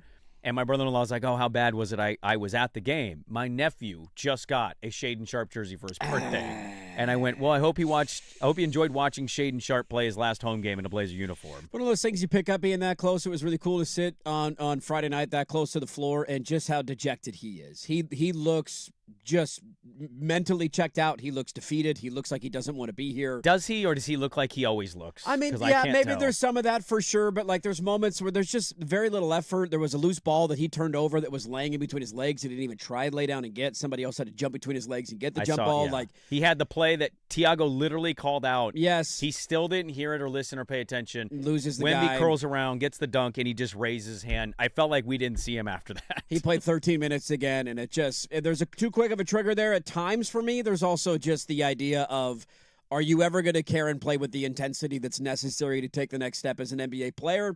I don't know what the answer to that question is, but I am a firm believer that I think they're going to lose probably tomorrow night, and that will be his last game in a Blazer uniform. That's a fascinating one going into the offseason. He's still young. You can still entice another team. The contract is not horrendous because he's a 20-point-per-game guy. It also helps you with your matching salary stuff. Yes, you're going to need to. somebody to make a chunk of money in that deal. And so I would be surprised if he's back next year. The other one I want to talk about, and I kind of want to talk about him a little more than all the others because I think everything else has basically been said, right? Scoot's been relatively good. Complete no-show in Game 4. I would say net positive for Scoot based on what I thought coming into the series, despite how bad yesterday was. But, yeah, that was a clunker. Donovan Clingan. Ooh, buddy. It's been rough. It's been ugly. The worst of series. And you can very well say, well, that was easy to predict, guys. It's not a good matchup. Okay, that's fine. I feel like, I guess I would ask you, what is the good matchup for Donovan Clingan? And I say this knowing how young he is, what season it is. He had a really good year this year. Yes, he took a good step. From where he was last year to where he is now, he has definitely taken a step. But he's also experiencing playoff difference basketball. And, yeah, the Spurs are a tough matchup because Cornet, I think, is 7'2", Wemby 7'5". You're talking about the Depoy and debatably one of the best MVP players in the league. There's no doubt. But even when it was Cornet, it's like, and Rob Will's been far and away their best center. So if this is a bad matchup, what is a good matchup? Because I don't feel amazed. If Rudy Gobert is playing like this against Jokic, right? Why am I to think that Donovan would have success against him? You could say Oklahoma City. I've also seen him against undersized athletic teams. He kind of struggles. So there's a lot of areas for Donovan's game that I'm like, dude, you have to develop certain elements of your game.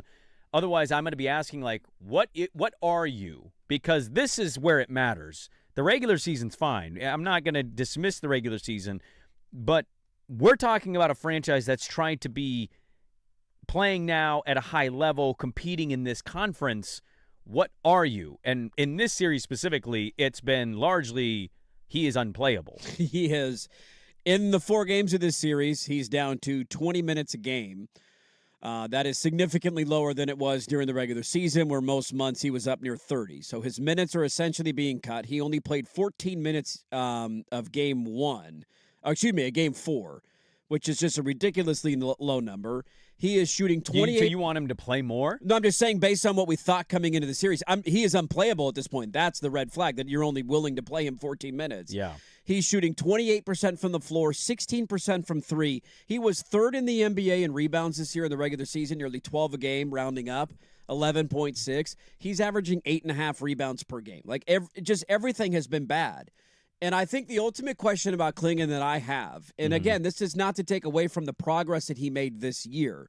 It's the idea that he's a dominant rebounder, and he can be at times. He can be a good shot blocker. There's no doubt about that.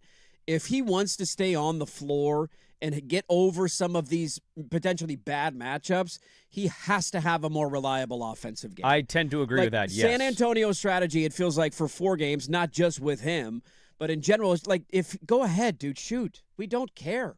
Right. He was 2 of 10. Yeah, he hit that 3 over minutes. Wemby, and you're like, oh. He made one. In the middle of the second quarter run when they couldn't miss, and it's like he, of course, jumped in and rode the wave. I mean, in 14 minutes, he took 10 shots. He was 2 of 10. Yeah. And a lot of them are coming from 3. He does not have a back-to-the-basket game. They tried early where he got into Wemby in one of those early possessions, ended up turning the ball over. Yeah, offensive foul. Thank you. It's just like he has to find a way to have more of a reliable impact on the offensive end. Yeah. And that's, I think, the tough part right now is I feel like him and Kamara are identical in that regard. Now, Kamara's been better in the series because he's at least still good defensively, although you're getting torched by everybody on San Antonio, so how good defensively is he? What you're seeing in this series is the reality of this league, and it's always been this way, okay? Team defense is important, as we see with San Antonio. Individual defenders is a slightly overrated thing. Not that it's not good to have. I'm not trying to say like Tamani is not somebody you don't want. You want good defenders on your team. But what do you see? In basketball specifically, great offense usually wins. And you see that. And Tamani is a dog. He's an all-NBA defensive guy. We know that. But charge all over the place, yeah. Yeah, man. You can be a great defender. If the rest of your teammates are not great defenders, it doesn't really matter. And, oh, by the way, teams are still going to score on you individually anyway. You do have to make an impact. And I think that's where my criticism of Splitter, because I'm not one of these weirdos that's like, keep Tiago, and then 2 games happen, and I'm like, well, fire him and don't bring him back. Like, this city rides the waves way too much. Yeah. What I would say about Tiago in terms of criticism, I think he is caring way too much about defense. And I said that might sound stupid to some. And I understand that the guy has not been good at all on one end of the court. I at least know Shaedon Sharp's capable of giving me 20, where Chris Murray is largely you're playing 4-on-5 on offense. Yes. Tamani Kamara has been so bad a on net offense. Negative on offense. Like Klingon as well.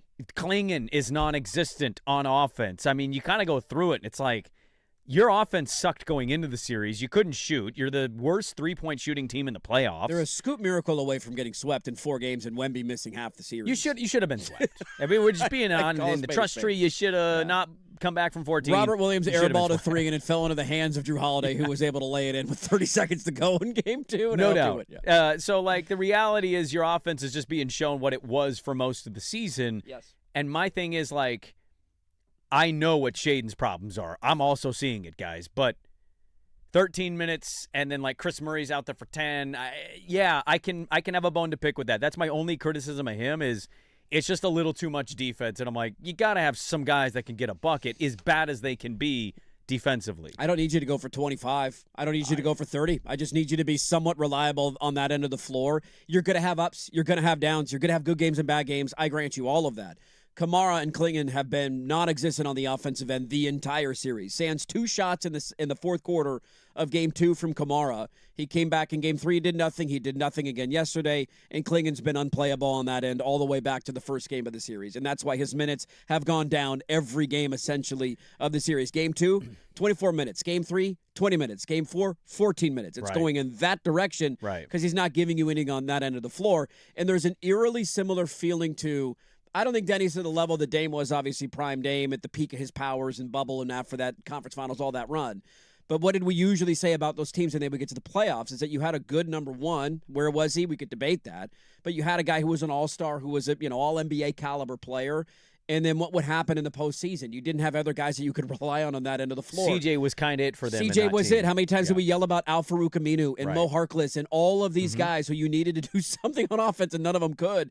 And here you are in the postseason again, and two of your guys in the starting lineup are a net negative on that end of the floor. Yeah. One of the guys you're playing off the bench doesn't even have the confidence to shoot a ball in an NBA game in Chris Murray. Matisse Thybulle brings you literally nothing on offense. Like you didn't even play in Game 4. Yeah. So you're left with you're very looking limited. around like who the hell is going to do anything on this on that side of the ball, and that was a big concern we had going into the year, which is a point from you on Sharp that I agree with. Of there's a very quick trigger there, but it's not like he's the only one that's getting beat defensively.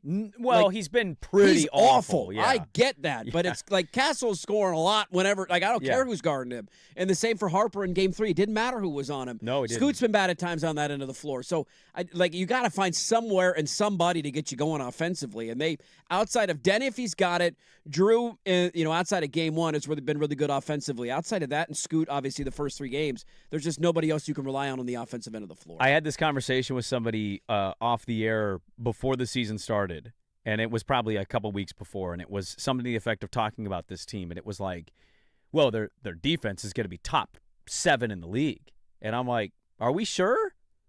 Because Kevin Pelton pointed out some pretty good stats of like some stuff broke your way versus like it not breaking your way. And the last 2 weeks, they certainly stepped up, but to our point, their schedule shook out in a good way for that. And I said, what about their offense?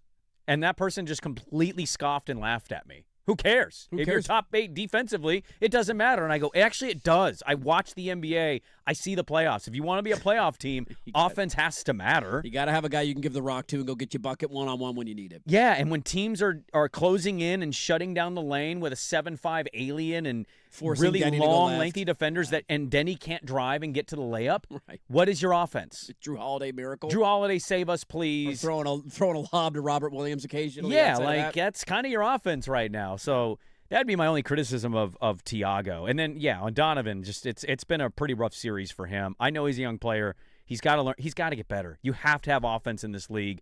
Otherwise, you're very limited. All right, read a couple thoughts. We have some post-game audio we'll get to. Durden Sprague back with more on 105.1 The Fan.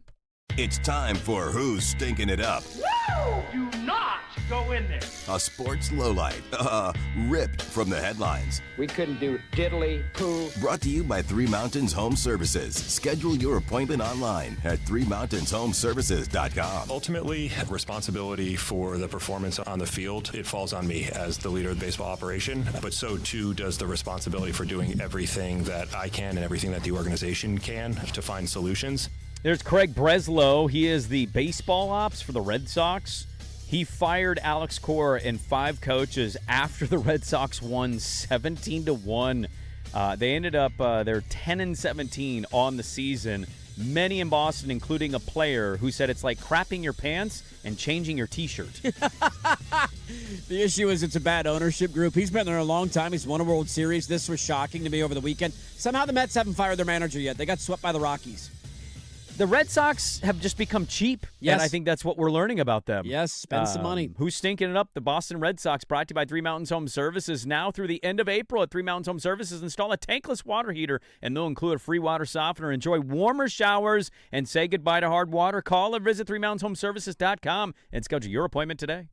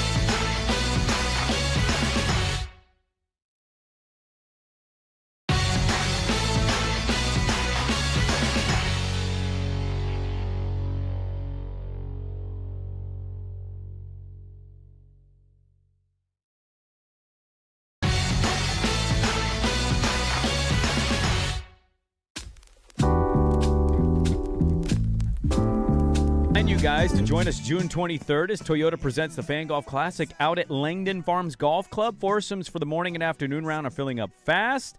Catch us hanging out at the infamous Angels Envy Bourbon Par 3 6th hole. All hanging out, saying hi, saying what's up. We'll feed you with Matt's Barbecue. You can head to 1051thefan.com and click on the Fan Golf Classic logo for info to sign up today. Fan Golf Classic presented by Toyota is also brought to you by Vulcan Design and Construction, Henderson and Daughter Windows and Doors, George McCoy at Warren Allen Attorneys at Law, Battery Exchange, Maestro Dobel Tequila, Your Neighborhood Restaurant Group, Philbrook Law, 1-800-DIVORCE, Roto-Rooter, Illegal Mezcal, and Window Nation. Got some post-game audio yesterday. What did the peeps say after the game yesterday? Well, it wasn't great. Here was Drew Holiday, who's very tempered and even-keeled and, not a hothead, I would say. He took to the mic, and he lost his mind. No, we just the Spurs. This is what we thought they were. What we thought they were. We played them in preseason. Who the hell takes a third game in the preseason like it's bull? We played them in the third game. Everybody played three quarters. The Spurs. Or who we thought they were. That's why we took the damn court. Now, if you want to crown them, then crown their ass. But they are who we thought they were. And we let them off the hook. Jeez, Drew Holiday sounded like Denny Green yesterday. It was tough. God, an all-time rant. One of the best sports moments of all time. R.I.P. Denny Green. R.I.P. I always wanted Denny Green to get a Super Bowl. I did too. And then he went to the Cardinals and went, well, that's not the that's not the place you go, buddy. I'm sorry. That's not the option here, all right? Oh, man. We still have NFL draft stuff to talk about. We've got spring game festivities going on in Corvallis and Eugene over the weekend. We do. We had a game interrupted because we had a White House Correspondents' Dinner having an assassin on a different floor. Very confusing what was happening there. Wild weekend. Wild weekend. Wait, why is my NBA game not on TV anymore? What happened? Why is this dude on my television right now? Stop infiltrating every aspect of my life. I'm just trying to watch Nuggets and T-Wolves, man. My mom was over this weekend, and she's watching, and she goes, What's happening? And I go, what do you mean? Because I was in the kitchen, and I look over, and I see it, and I'm like, that was the third quarter. Where'd it go? What's happened? And she just goes, who does this orange makeup? Why are his lips and his eyes always a different color? And I go, well, I don't know. He's almost 80 years old. Yeah, it happens. Still bronzing his face. Yes, he is. So that happened over the weekend.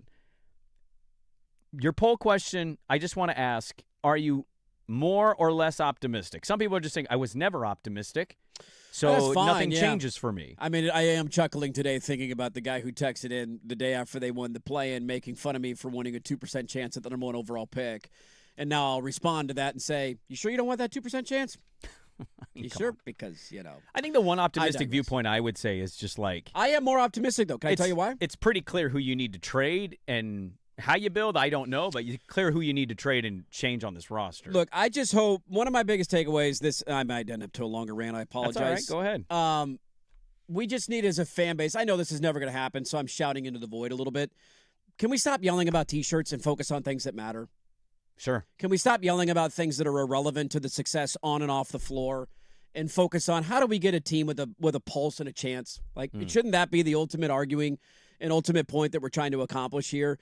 I thought it was, so I was sitting relatively close on Friday. I ended up watching Dundon a decent amount of the game because I didn't know if he was going to be sitting courtside. I think a lot of people in your area probably peed over just to look at him. There's Tommy over there. Looked pissed off the whole game. He booted Joe Cronin courts. Cronin was sitting a couple seats away from me because LaMarcus was down there, so he booted Cronin up to my section. Yeah, him and LaMarcus. I thought that was a smart PR move. In San Antonio, he was hanging with him. Let's fly a guy back. Like, hey, you want to come? And they showed him on the Jumbotron. LA got a great ovation. That was a cool moment. That's great. But the reason I'm more optimistic, and maybe this is dumb and it's going to age terribly in the offseason, had there not been a change at the top, we would not be yelling about T-shirts right now. But you know what would have happened? The message would have been sent of, we took a big step. We went from one of the worst teams in the NBA. Look, we were in the play-in, man. We won the play-in. We were a 7 seed. We won a game against the Spurs.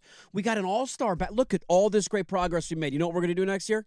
Bring Dame back into the fold. Dame's back. Run it back. That's all we need to do. And it would have been the dumbest thing that you could possibly do because... So you think Tom Dundon is maybe... I already thought he wanted to make changes, and now I don't know how anybody with a functioning brain and a competitive bone in their body watches what happens in 3 of the 4 games of the series and says... we need to go do something this offseason. Now, is that landing Giannis or not? I don't know. But I would be shocked if this organization sat on their hands and just said, run it back. Next year will be better. We'll take another step. Internal development. Shaden will care about defense. Like, I am at least optimistic that will not be the case this offseason. And while we all want to yell about T-shirts, you know what matters more to me? Having a team with a legitimate chance to do something, and that has not happened in the last 26 years of my life. I think most level-headed people weren't yelling about T-shirts. No. To be fair, I think that was just the internet. But that being said, I'm not saying this in a real trust way, just a weird feeling. Seeing him sit courtside when you know he doesn't want to because he can't handle the losing part of sports. He was elbows on knees the entire game, leaning gripping forward. His jaw the whole time. A lot of shaking the head. There is an element of seeing him going, oh, he's not going to be satisfied. This is pissing him off. Whereas Jody was either there, never doing anything, or Burt Cole was just smiling and taking it all in, going, I've won the life lottery. How do I get to run an NBA team? I've accomplished nothing in my life. So I'm with you in the sense of I think for sure they are going to feel the squeeze and press of we've got to change and make this better. Yes. Because this is not good enough. No. This is fine. This ain't good enough. I got a cost-cutting move for you right out of the gate. You Yeah. got a guy coming off the bench making $30 million a year who's doing nothing. How about we start there and then get to Sasquatch? You have to have somebody say yes to taking the contract, first of all. Do the DeAndre Ayton thing. Did we just buy him out last year? Can't you do that? Just write it off. Second thing, and I don't want to derail the show with this because I think this is more of a when the season's finally over thing. Sure. I had somebody text and ask what I thought about the idea of them trading and getting Kevin Durant. And I went, I think you're next year's Houston probably again, but what the hell? Are dude? you? Yeah, a bunch of guys who aren't impact players on the offensive end, then having to turn to Durant we got and say, Dame. save us. We got Dame. We do. We got Denny. Yes, we Dame do. and Denny. Yes, we do. Houston doesn't have a Dame and Denny. No, they don't. They had a Van Vliet, and he was out for the year. Yeah, they did. Loaded third hour of the show. Fourth hour as well. Dirt and Sprague on 105.1 The Fan. Portland sports leader.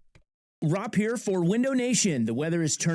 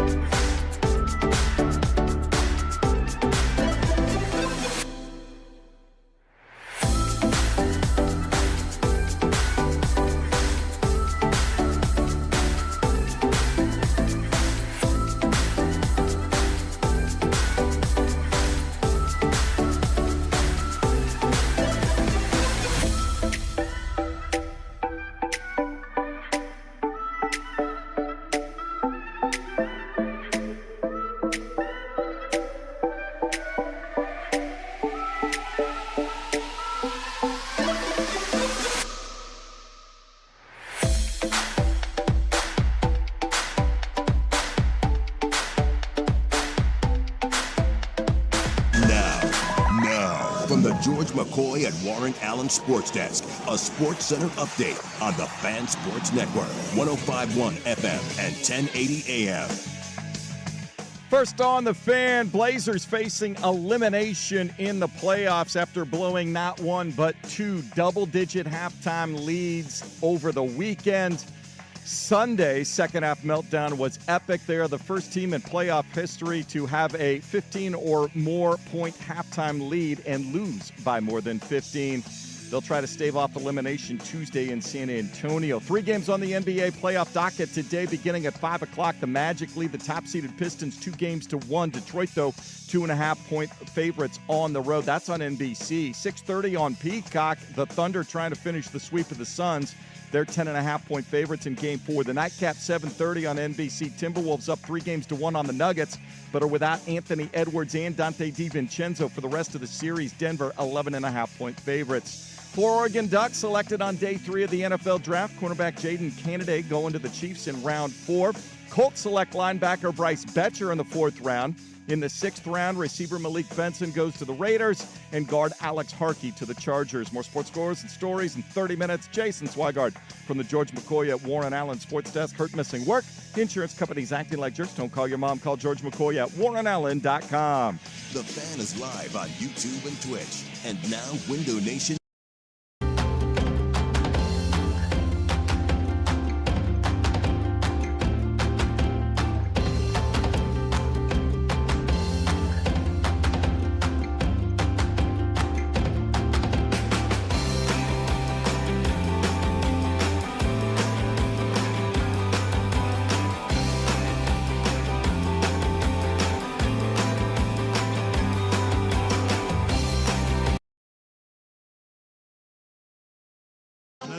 Hey, welcome back in. Hour number 3, Dirt and Sprague here, Portland Sports Leader, 105.1 FM, The Fan, 1080 AM, the Odyssey app, live on YouTube. Good morning, everybody. Let's go! I'm Dirt, he's Sprague. We switch roles halfway through the show. It doesn't really make a lot of sense, but we've been doing it for a while, so we're going to keep doing it that way. You were a top, now you're a bottom. I like being a bottom. Got to mix it up. I'll be your bottom.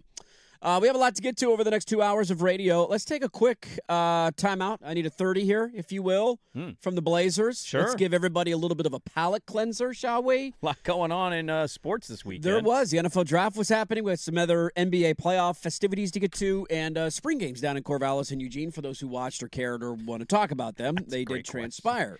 Did you watch any of them? You can 503-864-6326 on that one. Let's start, though, on the NFL draft, shall we? Oh, man. Winners and losers. Winners and losers. Go ahead. Give me your 5 best draft classes and your 5 worst draft classes. Well, I can't. Did we watch any of it this weekend after or Thursday? No, I followed it. Like, I saw some of the local names being curious like who the guys- Pregnon slipped quite a bit from where I thought he was going to go, but did. That was surprising. A guy who maybe had an outside chance of being a first-round pick fell all the way to the third round. Yeah. I'll tell you, though, that was, as somebody who did watch the Oregon spring game this weekend, that was one of the coolest moments of it, was going on. The draft was still going on. there were guys there being drafted, There right? were guys. Well, Betcher was Betcher there. was drafted. And some of the other guys, like, you would just hear a random ovation sound because they were doing it in the middle of the spring game. They would come on with the sound, pick is in, yeah. and then they would show the pick on the Jumbotron, and the whole crowd would erupt at it, and everybody would react. So there were some really cool moments out of the spring game in that regard. So I'm not going to be the guy that pretends to know who won the draft, who didn't. Like, I think you can look at. Nobody knows. I mean, yeah, there's a lot to that.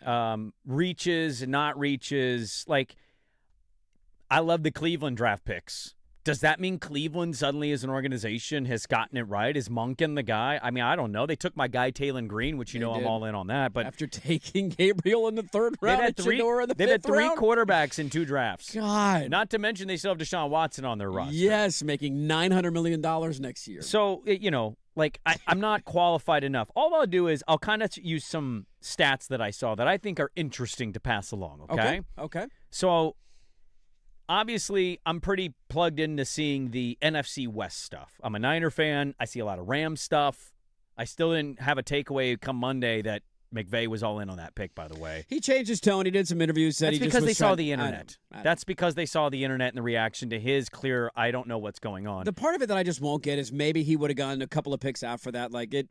Was there any chance that you were going to get him in the 2nd round, and with trading out of the 13th pick and getting more assets, if you didn't want to take somebody there, have been the smarter move? Like, that's the big head scratcher for me. So, Seahawks, Rams, Niners, if you want to throw Cardinals in there, you can, but they're the goofy ones of the division. And I was looking at people reacting to it, in which somebody we know was texting me going crazy about the Niner picks, because the Niners had they had a few picks, including their 3rd round running back pick.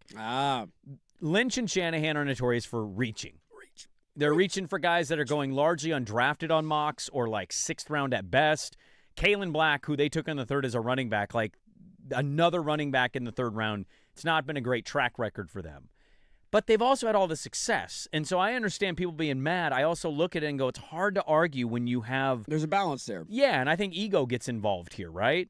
But I looked at this graph from Next Gen. It's stats draft class rankings, okay? So this is the average score of the first 7 picks, okay? Now, these are teams and what they've been doing with their picks. Less traits, more production, okay? So this is a good quality. This is an area you like. Commanders, Ravens, Panthers, Texans, Seahawks are bordering on the line. Broncos, Rams also bordering on the line. Chiefs. You look at those orgs and you say Super Bowl champion, multi-Super Bowl winner, AFC West champion, Super Bowl champion a couple years ago, in the NFC West or NFC Championship game this year. Panthers made the playoffs. Texans are always in the divisional round. Always in the mix. Ravens are the Ravens. Commanders just a couple years ago, right? Right on the border teetering line of that and more traits, more production. The Chargers are sitting there. And then it's Eagles, Jets, Cardinals, Browns, Raiders, Bucks. Okay? Now below this is a 4-part graph. On the left bottom is less traits, less production. Then you get into Lions, Falcons, Jags, Bengals, Cowboys barely below the line. Vikings are sitting on the line with that, and more traits, less production. Giants, Colts, Dolphins, Titans, Steelers, Pats, Niners, Saints, Bills. Okay. So it's more about, to me, interesting, looking at his traits aren't great, but he's absolutely performing. Or, his traits are great, and he's performing. Less traits, not great production, and then reaches. Yes, total reaches. And seeing where all of the teams in the 4-part graph, that gives me a better understanding of understanding the draft than, Pete Prisco at CBS Sports saying, these are my draft grades. And I'm like, you're not a draft analyst. This is my favorite pick of the draft. Yeah, those articles Nobody are all knows. out there, but it's just like most of these people aren't covering the draft like that. No. Now, I look at the people who do, but yeah, it's hard to really have grandiose takeaways.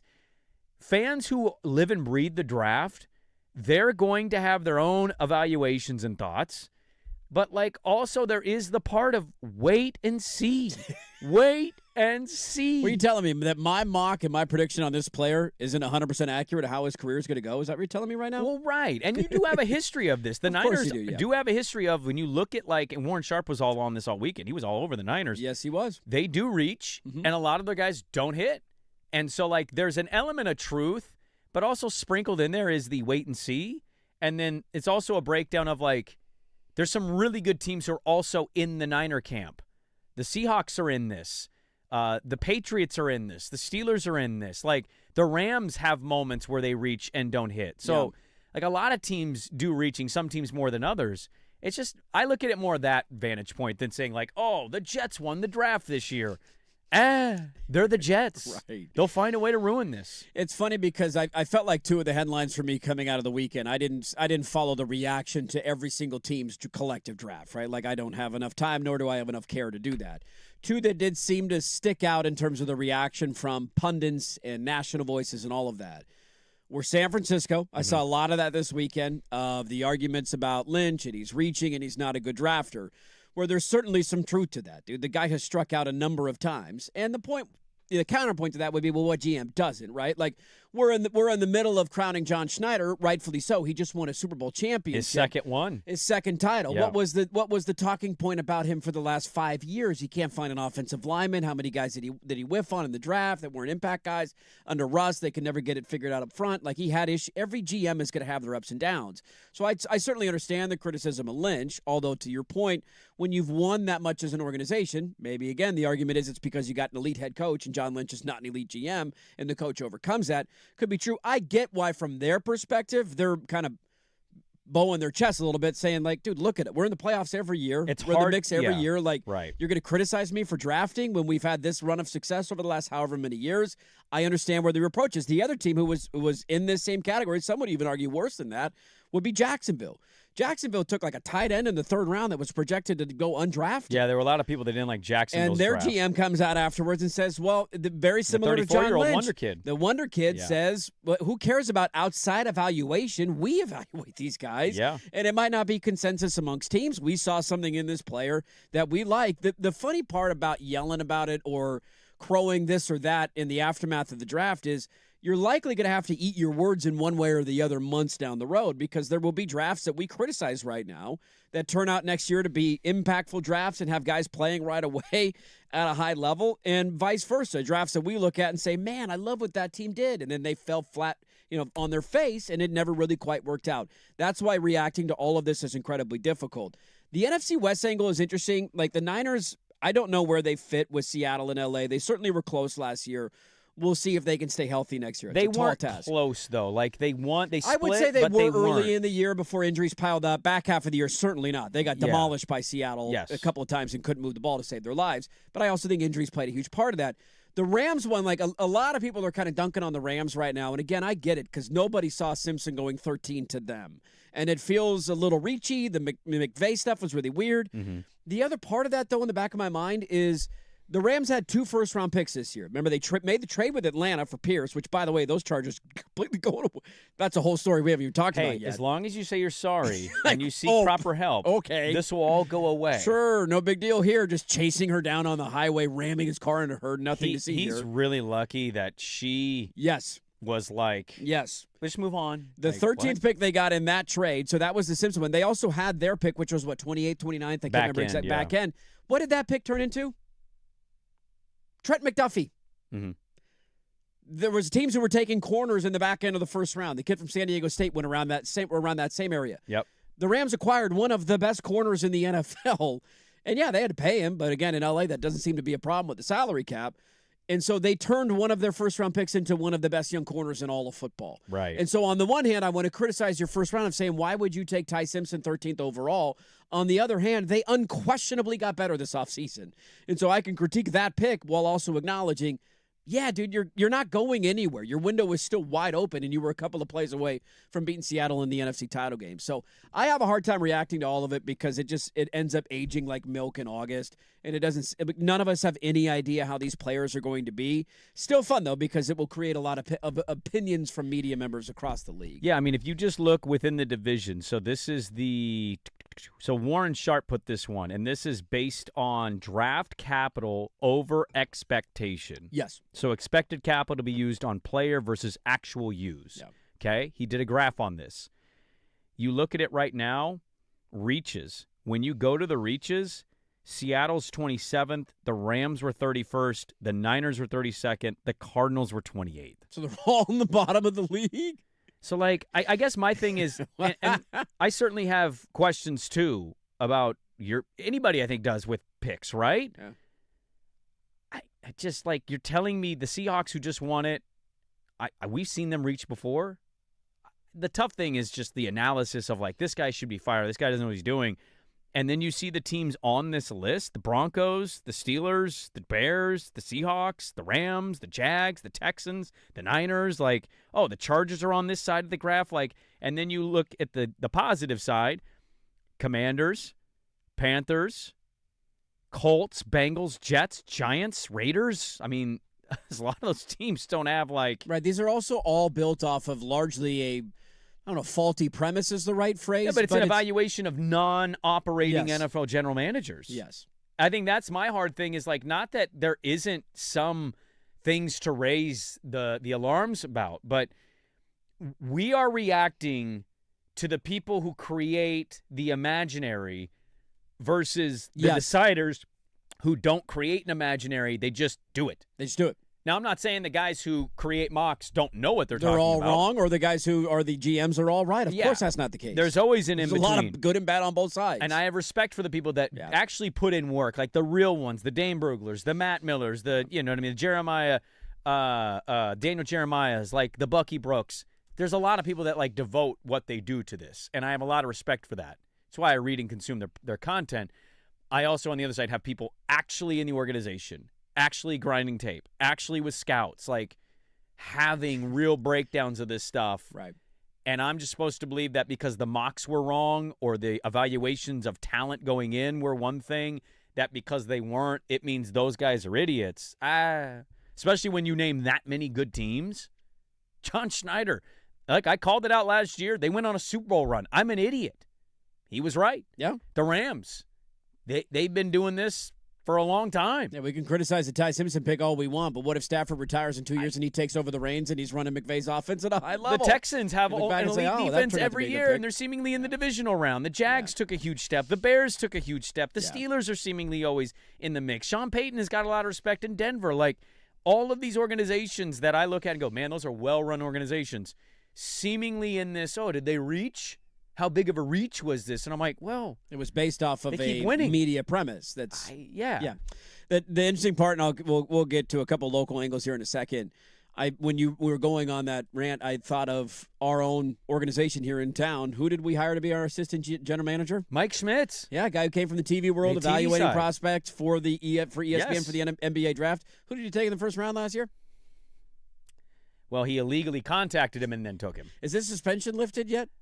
Yeah, he was there. I saw him. Was he there? Okay. I saw him pregame talking to somebody. Just sometimes you know. But it's an early wait and see. That it is. Year 2 of Young, loading, because when Rob Will goes to a contender, that's right. We're actually going to have to play Young Hansen as our backup next year. Oh, God. Let's get to some of the local guys. Where did they end up? And then any takeaways from spring football this week? We can get to that bottom of the hour, little football block of the show on a Monday. Back after this on the Fam. The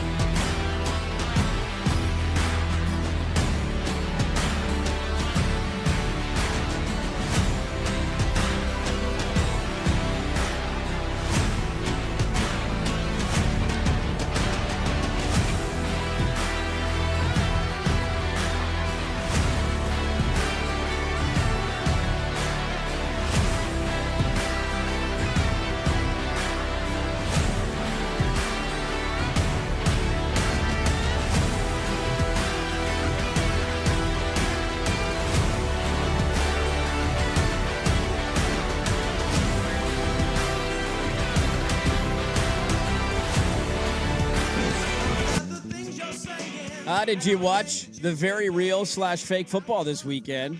Sure didn't.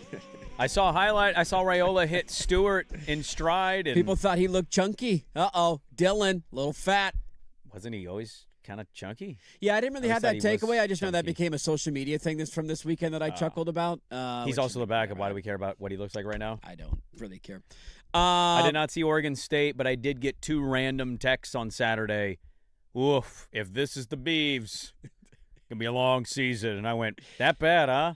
I mean, it was a pretty long. Yeah, all right, hold that. But did you see it? I didn't see it. I did not. I didn't know it was on television. I don't know if they televised it. I thought you had to be there in person in order to watch it. I assume you were right.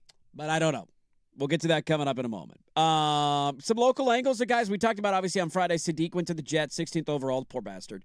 Dylan Thieneman to the Bears, 25th overall, so they were the first-round picks.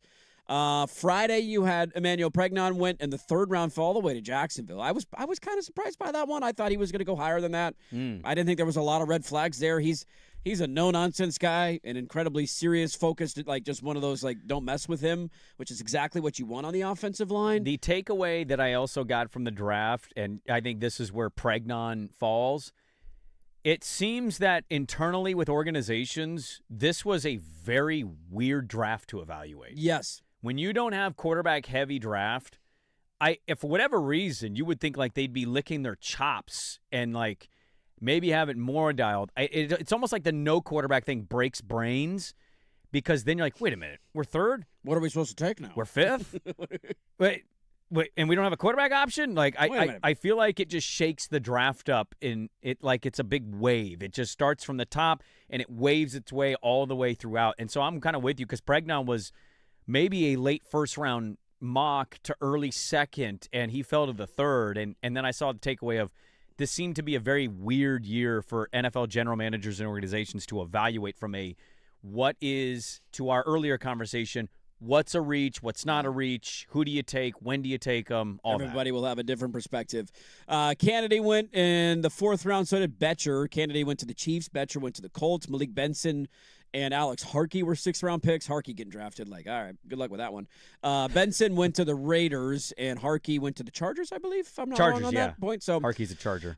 So that was some of the local guys that went. Washington had 7 guys drafted overall. One of them went to one of the corners, went to your San Francisco 49ers. Yeah. I will say Coleman went to the Broncos. Yeah, Coleman went to the Broncos. 2 other, like, decent-sized Denzel Boston, by the way, apologies. Similar to Kenyon Sadiq, have fun playing in Cleveland. That sucks. And no, Mike Greenberg, that is not David Boston's kid. I love when we're reminded of how little national media people watch college football. Like, I know that Washington wasn't a top 5 team in the country. Like, that's tough. How do you? You're the lead drafted. How do you? What? He's a not the 2nd-round lead. pick. He shouldn't be the lead. Well, I know he's the host. He's the MC. If you I will, almost the wonder event. like why Field Yates doesn't just host it because he Just let also me do it. watches and covers it. We also had a nice little fight. Did you see the? I didn't. I certainly wasn't watching, but I saw the clips. There was a Charles Davis Daniel Jeremiah fight. Oh. Yeah. They're pretty tight. I don't know about it anymore. They got it. One of those, like, this is a little booth tension I guess right now. I missed that. What was the fight over? It was either Saturday or Sunday. I can't remember what day. I just saw it on Awful Announcing. We can pull the audio if you want. I don't know if we want. It's like Let's do it. It's 2 straight minutes of them yelling at each other about Really? Fernando Mendoza playing this year. And Daniel Jeremiah's argument is he's not going to play this year.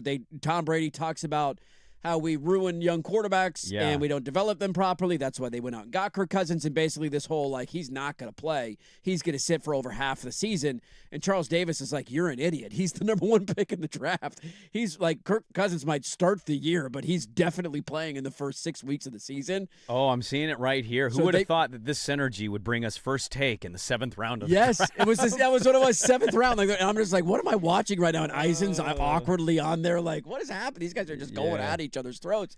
It's an old Skip versus Stephen A debate. A couple other takeaways that I thought just overarching from the draft. One, it is alarming when you look at, and I can pull up the numbers specifically, when you look at the number of players drafted.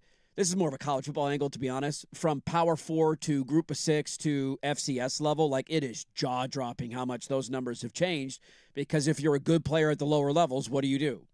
You transfer to a Power 4 school, you get out of the G6, all that, you get out of the FCS. And so the percentage breakdowns used to be a little bit more even, and now it is just overwhelmingly Power 4 schools and then a small sliver Group of 6 and then on down from there. And the other side of that is I saw a lot of quotes from anonymous people in front offices this weekend saying, you know what has really fundamentally changed the draft? The one thing we thought maybe it could? NIL.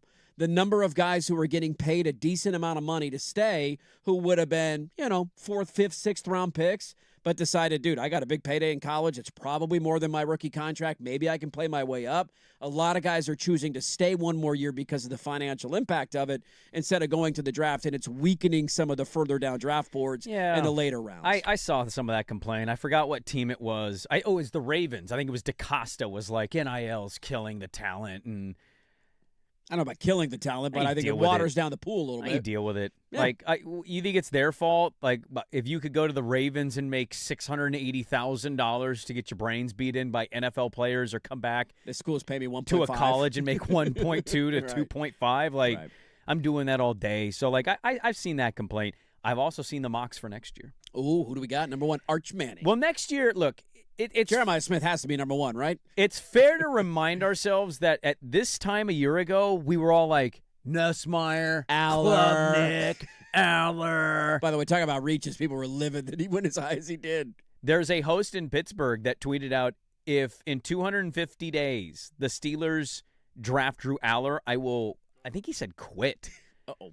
They drafted him. Uh-oh. 251 days later. And the guy was like, thank God. He wasn't going to quit, but it was just a funny like, oh, my Lord, look how close we were to actually making this happen. But it's a reminder of like, we thought something about last year's class and none of it ended up being right. So let's just take that and look at next year. Yes. Jeremiah Smith is not number 1. It is indeed Arch Manning. Yeah. And I'm going to tell you right now, I know his name. I don't know what his production's going to be. You want to post it? Arch Manning will not be the number 1 pick next year. Oh, dude, I'm writing that down right now. Book it. I'm going to go find a post-it. I will not forget in the break. We will write that down. Jeremiah Smith, power rank 2. Okay. Dante Moore, 3rd. Hey. Now, some mocks, they have him as number 1. Yeah. Cam Coleman, Texas, wide receiver. Julian saying, good luck, by the way, drafting that cat. Not in any way a Saiyan fan.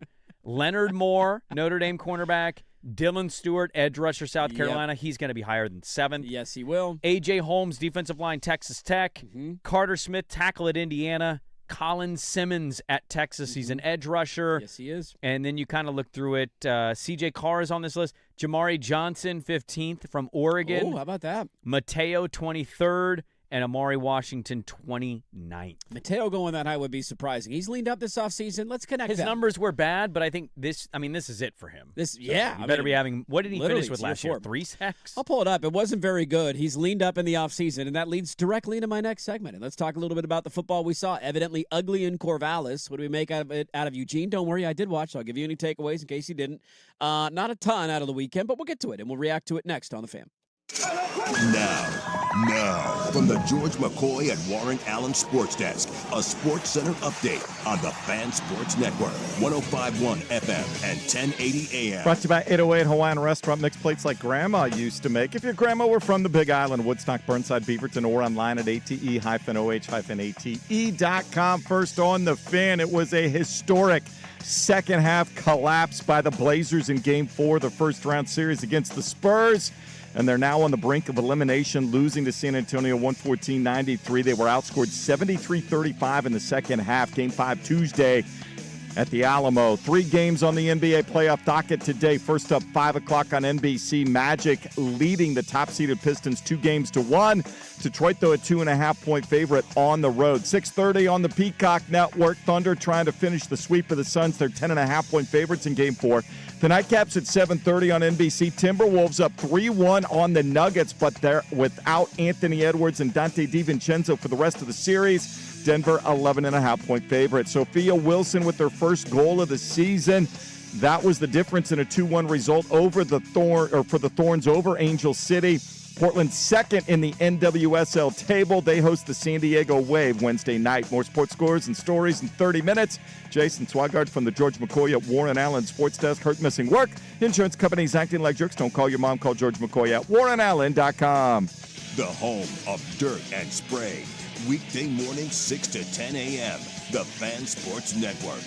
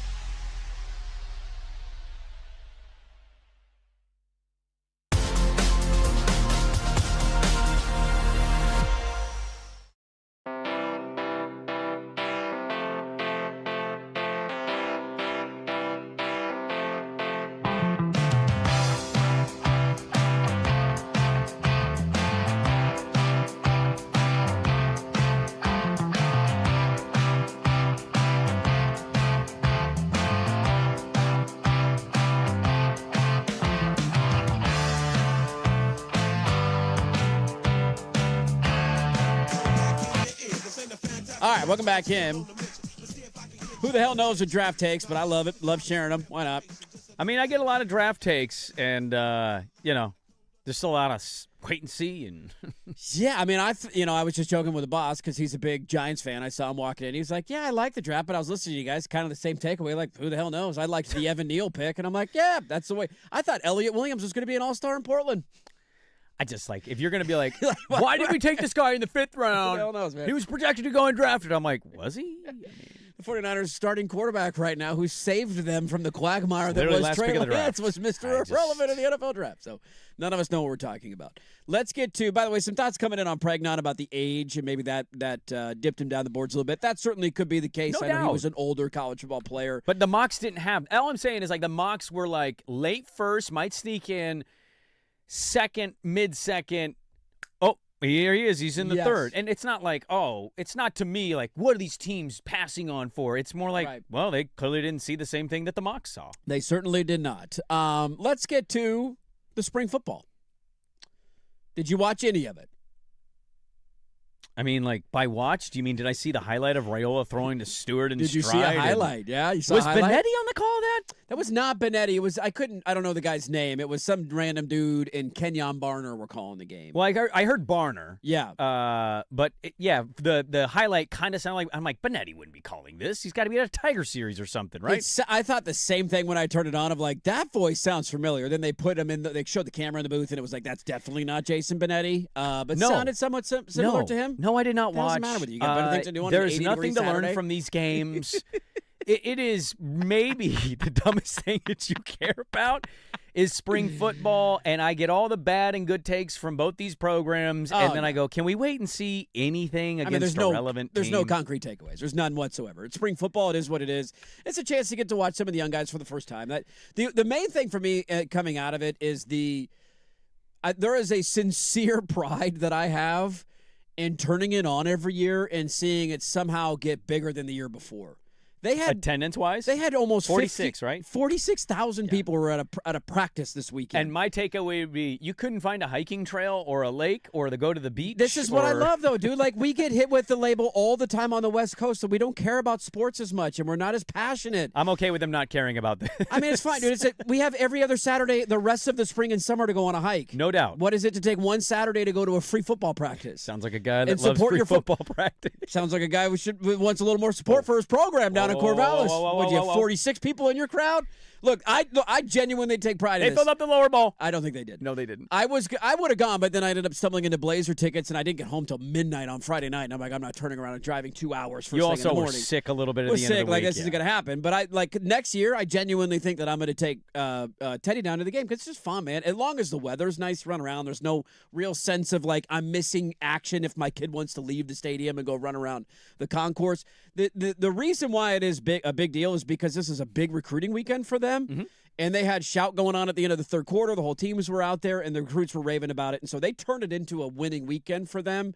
And we can make fun of the idea of watching a spring football game. I certainly understand that. The draft thing is also a smart move of dude, they're showing noise. The draft. Yeah. There's the draft noise on the Jumbotron. You don't need to sell me on what it means for the program. It's a very prideful thing for me of that's cool, dude. I'm glad that we care. I'm glad that we go. It just means more out here, and we're the only team on the West Coast that does that. Nobody else sniffs the attendance numbers. No. And I'm very prideful of that.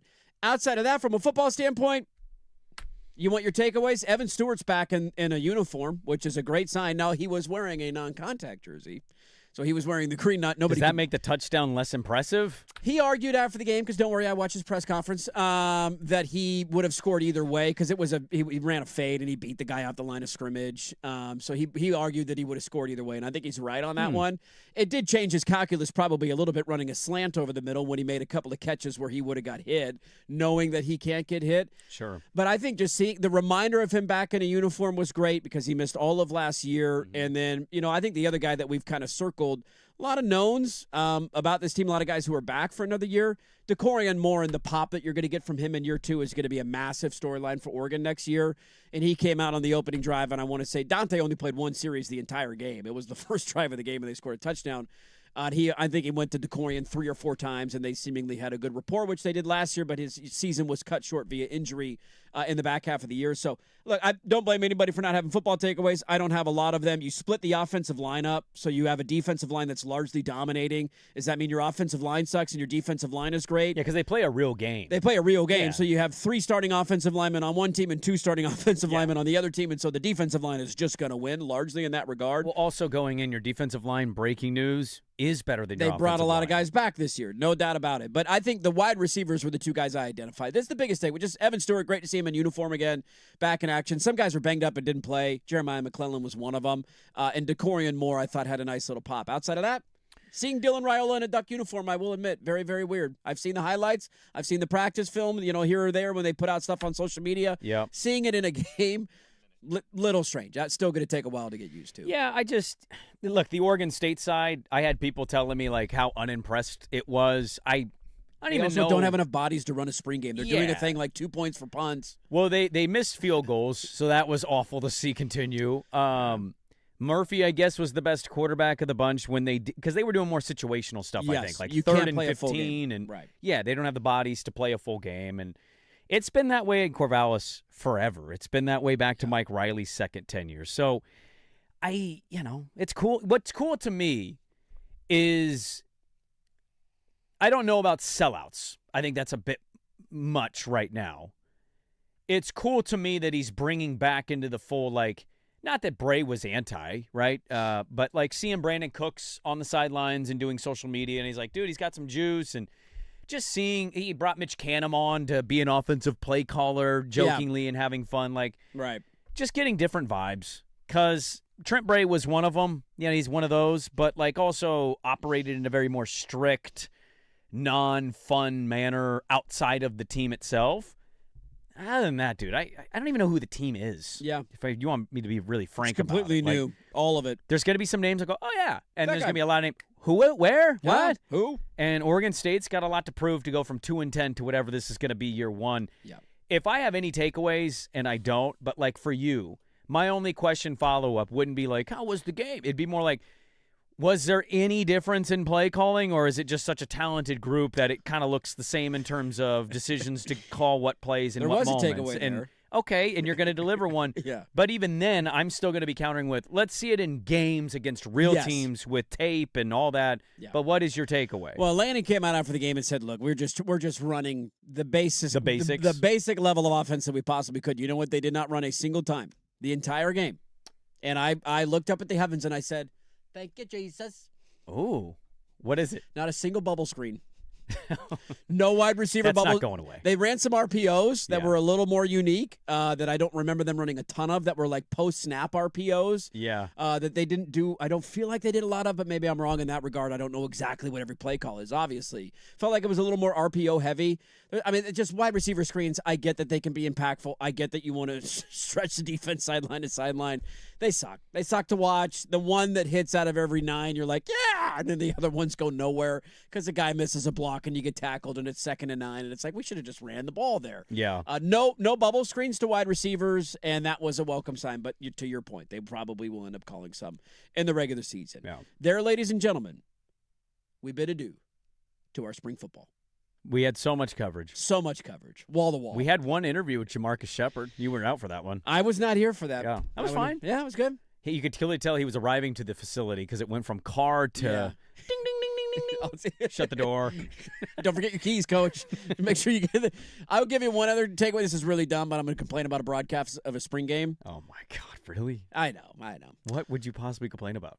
I love all the alumni who have come and gone from Oregon. Just go to break. Don't do it. I know what you're doing. I love all. Don't thank do you it. for your service. He might be on the program. Thank you for your service. Nope. I'm not mentioning anybody by name. We know what you're doing. It's pretty obvious. I don't need all the player interviews. There were a lot of. I watched. I know. I watched. What else is it for? Just watching football. But it's not real football. Real to me, damn it! Like Diamador Lenore is getting interviewed, which is just really weird because one, he hasn't been back since he left. Do you know who his head coach was?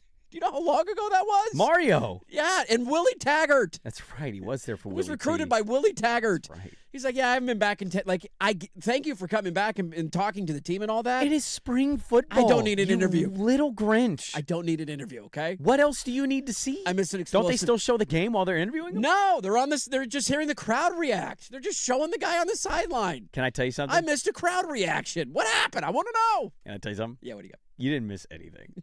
They ran for 5 yards. You don't know that. And the crowd who chose to go to that game instead of the beautiful beach was like, yeah! It was actually really funny because during 2 of the player interviews were the biggest crowd pops because of the draft picks, and they couldn't cut off of the player interview to show the crowd react. I think it was Betcher and Malik Benson who both went, and the crowd goes crazy, and you're like, I wonder what's happening in the background. I'm hearing a Diamador Lenore interview right now. Yeah, I haven't been here in 9 years, but it's cool to be back. Think Betcher's going to be good? No. I'm rooting for him, though. I think weirdly got confidence for the Colts for whatever reason. I don't think he's athletic enough to play linebacker in the NFL, but I hope I'm wrong in that regard. Does he become a baseball player? I don't think he's good enough. Oh. I think he's in the hall of really good at both sports, not great college player, yes. not great NFL Phenomenal guy. story. I'm rooting like hell. I always do for the local guys, Oregon and Oregon State included. It's cool to see him get drafted, but no, I certainly think he went where he deserved to go in the draft, and now, hey, you never know, man. 6th-round pick. We'll see if it works out. Let's get to, with that back into the Blazers coming up top of the hour, we got a poll question up. We'll remind you of that in a moment. Let's get to some other nuggies out of the, well, kind of pun intended, the NBA playoffs that we have not talked about yet, where all the other series are at and where they go from here. We'll get to that next on The Fan. Big hits, big bets, big plays. Today I'm laying the big wood. This is the Layin' Wood Report, brought to you by Mr. Plywood, serving Portland for over 50 years. 5 minutes to go, 96-81 San Antonio. Fox, 3, yes, straight up, puts it in, had Kamara on skates, and De'Aaron Fox makes it an 18-point lead. Mark Kestisher, ESPN on the call of that one. Did you see, because of that comeback by De'Aaron Fox and the Spurs, they were partying in the streets of San Antonio at stoplights? I thought that was in Portland. I thought there were fans in cars driving away from the arena talking trash to other fans. I did have a funny moment. My buddy drove me home after the game on Friday, and we were like, man, waiting in this traffic after a win, usually everybody's honking their horns and celebrating. Not a peep. Everybody's miserable. Everybody's miserable. Layin' Wood, the San Antonio Spurs in the second half. Layin' Wood Report brought to you by Mr. Plywood, serving Portland for over 60 years. Yes, a staple of our community. Delivery, custom cutting, and special orders. Exceptional customer service on Southeast Stark Street or online at mrplywoodinc.com. The Fan Golf Classic, presented by Toyota.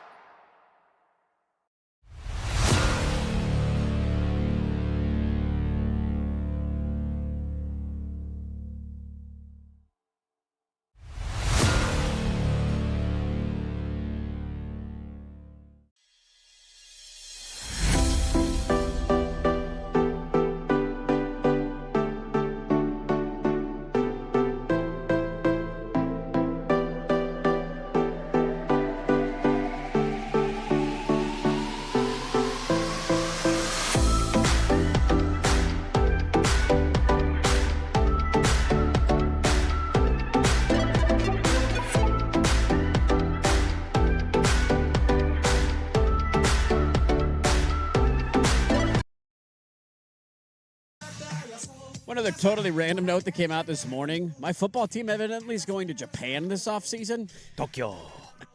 All right. Ramen, baby. That's one of my favorite random Anthony Newman stories is that he played a game at Oregon in Tokyo. So they've had a history here. I don't know if one time makes it a history, but maybe Well, it it's does. the second time now. That's true. We are return trip members to Tokyo. Does Tokyo have college football? I don't think so. Tokyo University? I thought it was a bowl game. Anthony's was a bowl game. Yes. But it was back in the day where they used to do it was like a wraparound where they played it in like August, I think he said. It wasn't at the end of the season. It was the start it was like of the Dublin game? Something like that, but it didn't count. It was a bowl game, but it was, I don't know. Oh, The way he okay. explained it, I'm Weird. like, none of this makes any sense, but I get it. You played a game in Tokyo? Yeah, why? They're going to do drills in 7 on. That's one of the Wait, so who's going? It's Dante, Dan, Decorian, and it's got to be a D lineman. Yeah, Because I need one of them to be sumo. Ooh, a little sumo We need a little sumo. I need Mateo to try to push a sumo and a sumo show Mateo. A sushi eat off. This is a different level of strength. Wouldn't that be buddy. Washington? Washington be the guy He'd to do be that. for sure the big. Well, I or just don't know Bear. who's going to go. You know, whoever it is. Mateo, I would imagine, be the guy to get to go on that trip. I'd imagine if you're one of the guys on the team, you're kind of lining like, hey, can I get a free chartered flight to Tokyo for a week? That sounds like a great Maybe that's time. why Dan's doing it. Go eat some awesome food. What a cool benefit. You think the chances are Dan Lanning's family is with him on that trip? Because I'd say pretty highly. I said pretty high there, Bob. Yeah, pretty I high. said pretty high there, Bob. All righty, basketball Sprague. Yeah. How are we feeling about the NBA playoffs so far? Well, not great. Is it filling your hole? You got some hole-fill-worthy storylines. Yeah, but there's also some like I empty holes. I still think the Sixers and Celtics thing is a dud. I know that they won in game 2, but they're now up 3-1. They killed them. Embiid came back, and it didn't matter. Embiid came back and it actually got worse. Yes, it did. You know, the Piston Magic thing is pretty shocking. You got game 4 tonight. Orlando's up 2-1. I think they could go up 3-1. Yes. I was wrong on that prediction for Friday's Sprague 17 parlay. Thunder Suns not worth watching. Thunder Suns has not been. No, that's why they're on the Peacock Network, and the other two are on NBC. And Cavs Raptors weirdly is 2-2, and yet I'm like still don't care. You still don't care, huh? And I have a Cavs futures on the East, which I am just ready. I've burned that ticket mentally. Can I care a little bit more than that for that one? Absolutely. You think they're going to beat? No, I don't think they're going but anywhere. Then again, what if it's Orlando? It could be Orlando against the Raptors. Can I just say another takeaway for me so far of the playoffs is we are getting expansion in what, a year, 2 years? 2 years. 2 years? I think 29, yeah. I know that you don't want to be too caught in the moment of where things are currently at and like project 20, 30 years down the line. If you're Adam Silver, how do you not get an Oklahoma City or a San Antonio out of the West? Well, you have to play the map game, actually. I don't care about the map game. But he is going I don't to. care. You know what's further west than both Oklahoma City and San Antonio? What? Seattle. You know what else is? Yeah. Vegas. Yeah. So you want to have New Orleans or Memphis. You could take one of those. I'm fine with. Who's the best team in the Eastern Conference? Well, I'd probably pick Boston. Okay. Like if I told you who's going to the finals out of the East, would you pick Boston? Right now. Right. Sure. Because you might have the Hawks beat the Knicks. Yes. You might have the Magic beat the CJ the McCollum's Pistons. 35, leading them to an upset over New York. They're going to fire their head coach again. They have no future draft capital to trade. Orlando gave up 5 first-round picks for Desmond Bane and had a really depressing first year with him, and now maybe is pulling off a 1-8 upset. Orlando going to the East Finals would be hilarious. As an 8 seed. That's hilarious. Detroit was the 1 seed. They're down to the 8 seed, so okay, nobody's buying you whatsoever. Detroit having one of the fakest, and we've had 8-1 matchups before, right? Yes. You've seen the B. Diddy, Baron Davis Warriors, the We Believe Warriors against the MVP Dirk. Yes. There's been upsets. This, maybe more than any other, might be the fakest 60-win season of a team in NBA history. Thank you. Because, there's a lot of tankers, and the Eastern Conference sucks. I'd have to go relook at the box scores. I felt like those Maverick Warrior games were at least close, competitive, whereas, the Pistons got blown out by the Magic in Game 3. Yes, they did. And they got ran by them in Game 1, and they had to go on a 30-3 run in Game 2. That was wild. To win it. That was wild. That run, though, was pretty crazy. I'm like, have they scored a point in 20 minutes? I don't think they have. Minnesota's been, I don't know how you didn't get entertained watching them do that without Anna DiVincenzo. Denver is crumbling right now. It was great in the moment. I think it was just a tough reaction to it of they don't have a They chance. don't stand a chance. I Like, mean, you're not going anywhere. Does anybody? Doesn't it This feel like is, a San again, Antonio OKC West Finals? So this is my point. And again, you don't want to overreact too much in the moment, but over the next 10 years, is there any stock you would buy ahead of OKC or San Antonio? Well, probably not, but I'm not. Get one of them out of my conference. I'm not playing the 10-year thing. I'm not going to ever play that in sports. The East has sucked my entire life outside of LeBron. LeBron is the only thing that has propped up the Eastern Conference for the last half century. Jordan and then LeBron. Fine. You have Okay. Jordan and then LeBron. You have and two the players. rest. Outside of that, the Eastern Conference has sucked my entire life. Yeah, largely, you're right. And it's not changing. You're and now not the wrong. two superpowers of the NBA are where? Well, Boston's probably going to get better They're next not a year. superpower. Tatum being year 2 off of the Tatum's Achilles? a bitch. We got a lot to get to in the final hour of the show. Okay. I feel like it feels good yelling about the NBA. Houston, what are they doing, Kevin Durant?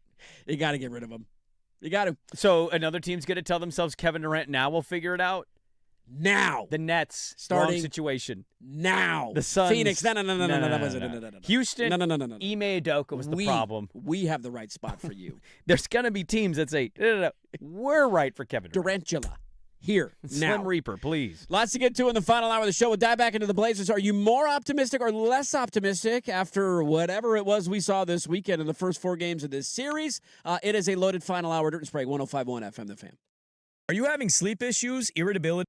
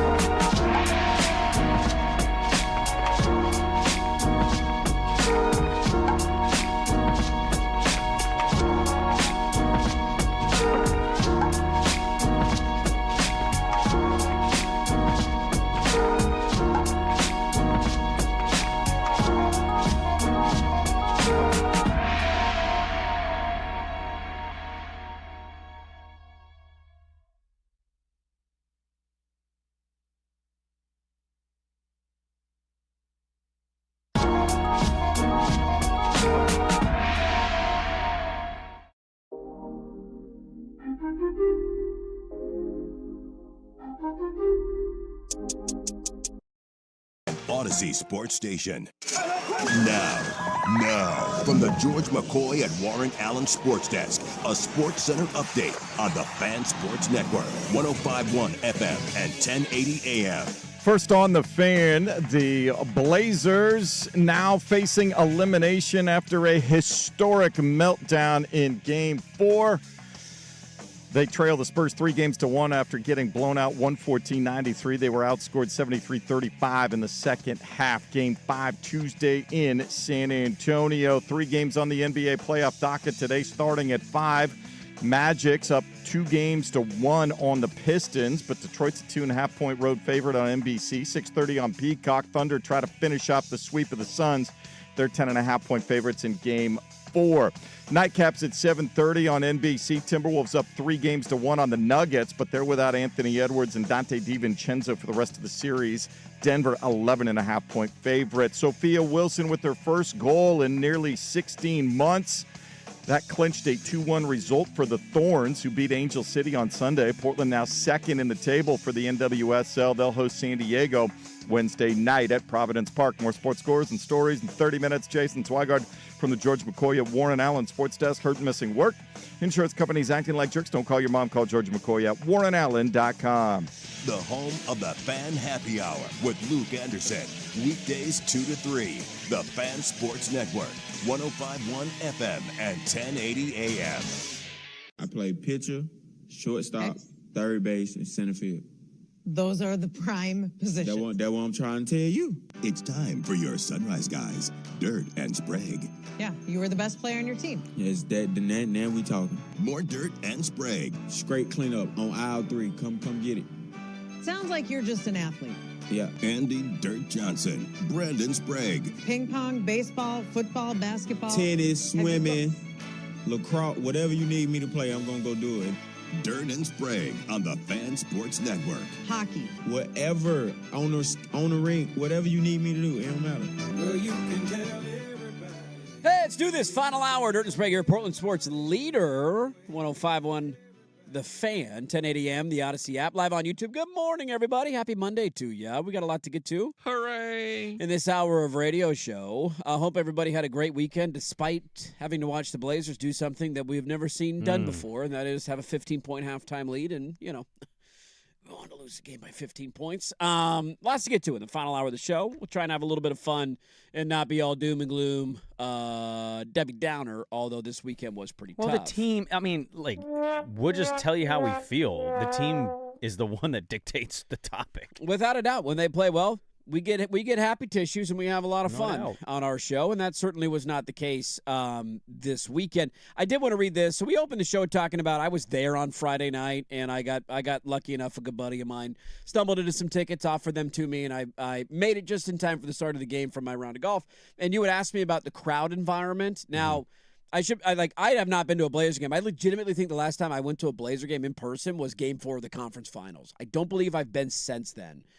So it's been a long time for me since I've been. That was pre-COVID. 7 years. That was a minute ago, dude. That was pre-COVID world we were living in. So I've not been to one in quite some time. And a listener chimed in, and I just wanted to read this to paint another picture. He said, I go to Blazer games all the time. Where did it go? Listening behind, got to say, I disagree slightly with Dirt on the crowd. I've been to a lot of Blazer playoff games. I was there on Friday, and it was the worst fan volume I've experienced. Of course, it was loud at first, but it did not continue throughout the game. I told everyone when I got home, it was really disappointing to me. Felt more like a big regular season game, not the first sold-out playoff game in 6 years. And I said, that's fair enough. I haven't been to a game in a while, so I'll take your word for it.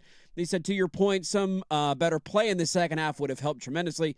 Definitely need a legit number one whose play can blow the lid off. Been spoiled by 15 years of Brandon Roy and Dame. And that's definitely part of it. I do think, obviously, the way the second half unfolded after building a 15-point lead Friday night lessened the impact of the crowd because there's just only so much you could do. There was one guy in front of me who jokingly at one point when the lead had evaporated and now we're down by 10 in the middle of a timeout, tried to give them the who is the Philly? Was it Trey Turner that they did the round of applauses for instead of booing? They cheered for him, There was a guy 2 rows in front of me in the middle of the timeout. Arena's dead silent because they just blew a 50. It's evaporated. We're now down by double digits. And this guy in the timeout stands up right behind the Blaze. Come on, guys. Hey, he's turning around let's get him going, guys. Come on. Did anybody go with him? 4 other people started slowly clapping to try and cheer the team up. And that did give me a good chuckle. But I just wanted to paint that other picture. I don't go to a lot of games, so maybe I'm not the best frame of reference there. But saying he was disappointed in the crowd atmosphere this weekend. It's not fair, but also, in some ways, we've been asking this question, I think, in sports in general for a while now, since they've created all these big stadiums and arenas, and we've seen the price of stuff.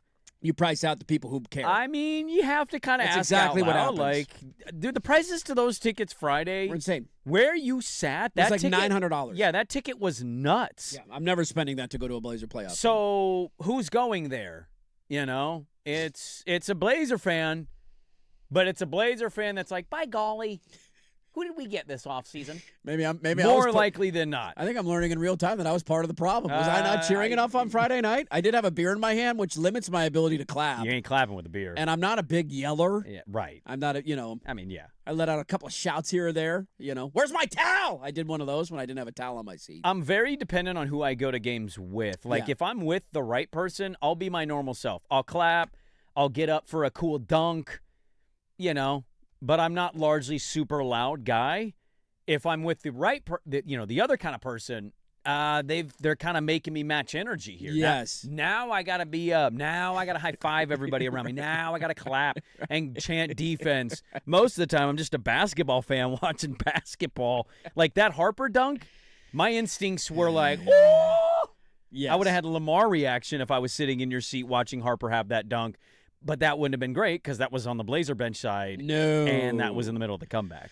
Some wild stats on this one. So Friday night was a 15-point third-quarter lead. Sunday would have been yesterday, a 19-point second-quarter lead. 17 at half. 17 at half. After they reached their 15-point lead on Friday and their 19-point lead on Sunday, they went on to be outscored. In the following 10 minutes of the game on Friday, it went 45-15, and yesterday in 20 minutes after they built their 19-point lead of actual game time, 62-23 to trail by 20 at one point. The Blazers got outscored 107-38 in 30-ish minutes of combined basketball in those stretches. And it leaves a very frustrating feeling of kind of similar to the Western Conference Finals, where there's not a chance of winning the series, but then they give you hope in the middle of the game of like, oh my God, this could actually happen. Mm-hmm. And the sad reality is, one, we're not surprised by it because this is kind of who they've been all year. And I think it also, for you and me, brings back conversations we were having in September and early October as we're getting ready for the season, asking the question, hey, guys, where's the offense going to come from on this team? Mm-hmm. And now you're in a 7-game series. Adjustments are made. They have the ability at times to take Denny completely out of the basketball game. He was a non-factor on Friday night, a non-factor in Game 2. Now you're able to overcome that. He kind of hollow minutes and hollow stats in Game 4. The second half, he had a couple moments, but largely they neutralized him. He was completely taken out of that second half run. And it's one of those back to September and October of we were asking where's the offense going to come from, and the answer now in 4 games of the playoffs is they don't know where the offense is going to come from, and that's why you're going to get bounced tomorrow. Also, night. A little bit of a weird thing of like, they still have Game 5, and I know Denny, who got into we'll get to some more back and forth with Steph Castle, like he doesn't think they're really that far away. They just don't have the shooting. They can't trust Shaedon to play because of how bad he is defensively. I'd still argue you should play a little bit more than 13 minutes because he is one of your only bucket getters. But I know the defensive people are going to come scream at me for this. But my thing is, Tiago is only limited to what he can do, right? He's out here literally screaming, Wemby's going to curl. He's going to curl. Yeah, and Shaedon Sharp doesn't pay attention in any way. And guess what happens? We get an easy dunk from Wemby. And here comes Shaedon checking out of the game. And rightfully so. If I was a coach, I'd be pissed off too. But they just don't have the offense. And if Toumani is going to play the kind of defense he's been trying to play, well, what's that doing to his offense? It's basically made it non-existent.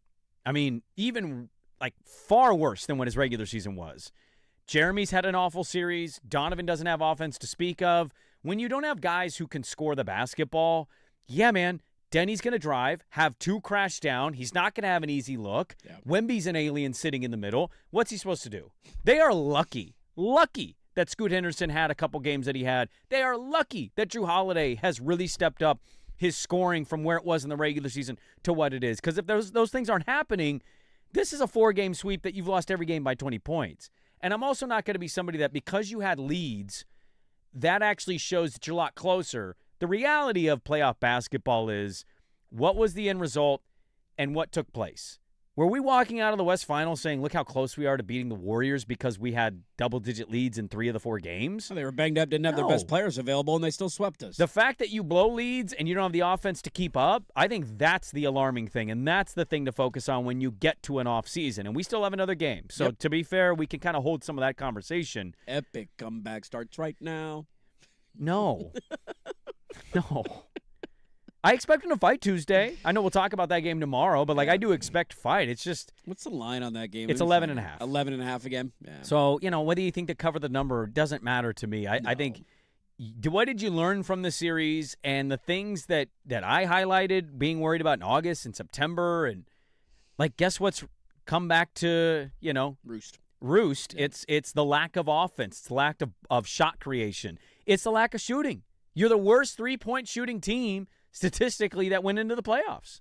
And it's reared, man. It's reared its ugly head because outside of some random runs, the Spurs in so many different facets have showed you how much better than you that they are. Yeah, the tough part about, I think, these moments is there's a balance of wanting to put the level of importance that they need on them, right, in terms of the way you play in the playoffs, but also trying to have a holistic view of how do you parcel through what we watched in the regular season to what we're watching in these 4 games? But what we watched in the regular season is largely this. Don't let the last 2 no doubt weeks about fool it. you. I'm not talking about the overall team play. It's more of an individual play. Like for Donovan Clingan, for example, that's a hard one for me in my head. He took a lot of steps. He was much better this year in the regular season.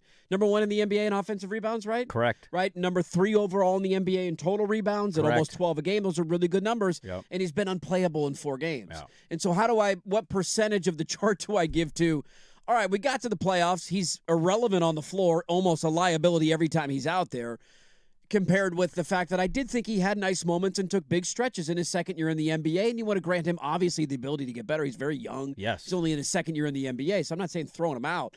But it's just Kamara is another great example of this for me, of a guy who we talked about at the end of the season. Look at all these strides he's taking offensively. Look at all these threes he's making, and he's making them at a high volume. And oh my God, he's turning into a legitimate 3-and-D guy.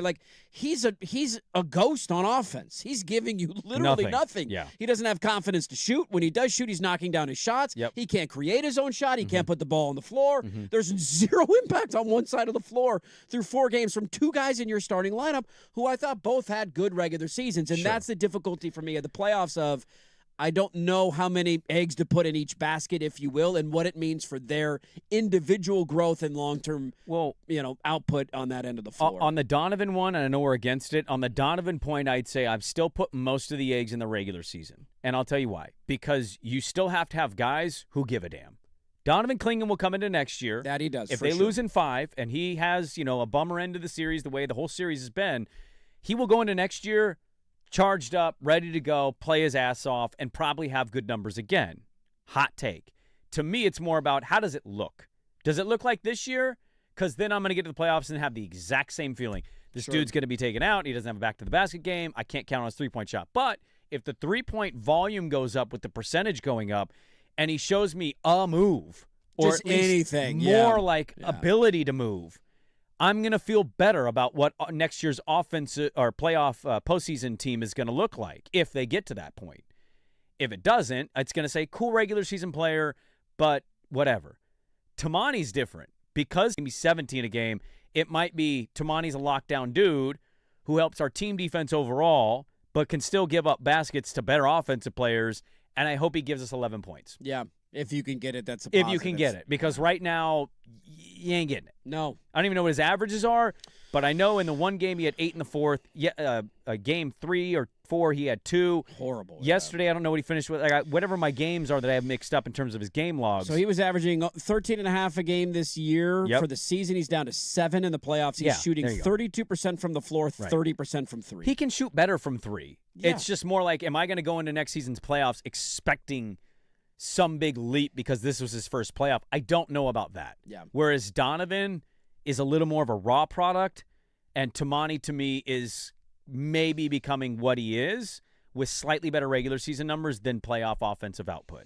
Where you at, Blazer fans? You can chime in 503-864-6326. That is the fan text line. Let us know. We got a poll question up. Are you more or less optimistic about the future of the Blazers after seeing them in these 4 playoff games? You can go vote at Dirt and Sprague on Twitter. We put that one up. Your restaurant group, neighborhood restaurant group poll question of the day. A little bit more on the Blazers and your thoughts next on 105.1 FM The Fan. The new home of the Port.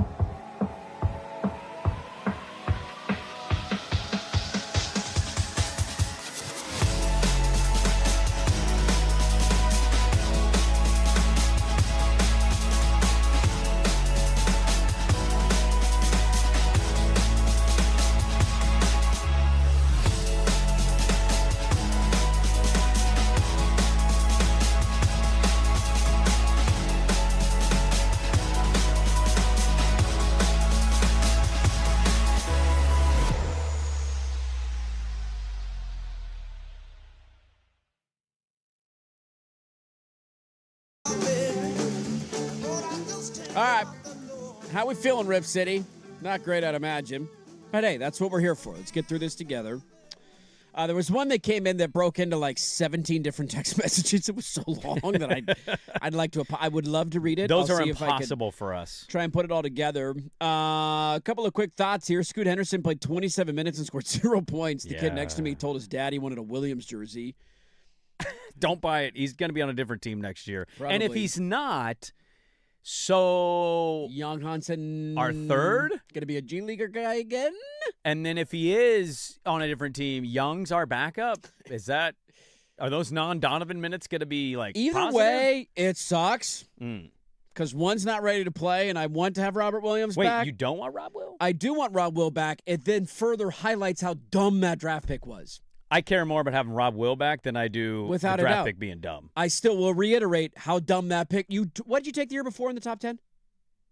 What position? Center. Okay. 7th. How many centers start in a starting lineup? Prototypically 1. When you draft a guy in the first round, do you hope that they can become a starter in the NBA? When you draft them top 10, I believe you're telling the world that's our future starting When center. it's a lottery pick that you had that you traded back, and then anyways. All I kept thinking was not so much Young, because Young is. I mean, we knew he was a project, right? Yes. It's Carter Bryant. Where Swag was right. Swag nailed it, but he fits the profile of the team. Somebody said my top players the Blazers need to trade this offseason are Thibault, Grant, Sharp, and Krejci. Good luck with Grant. Thibault, I don't think brings you anything in return. Sharp maybe has some value. Krejci, how about that offseason? Or I should say deadline. That was our trade deadline move. We're not even playing him. Could have got Luke Kennard. Who wants him? Krejci's got a great contract, though.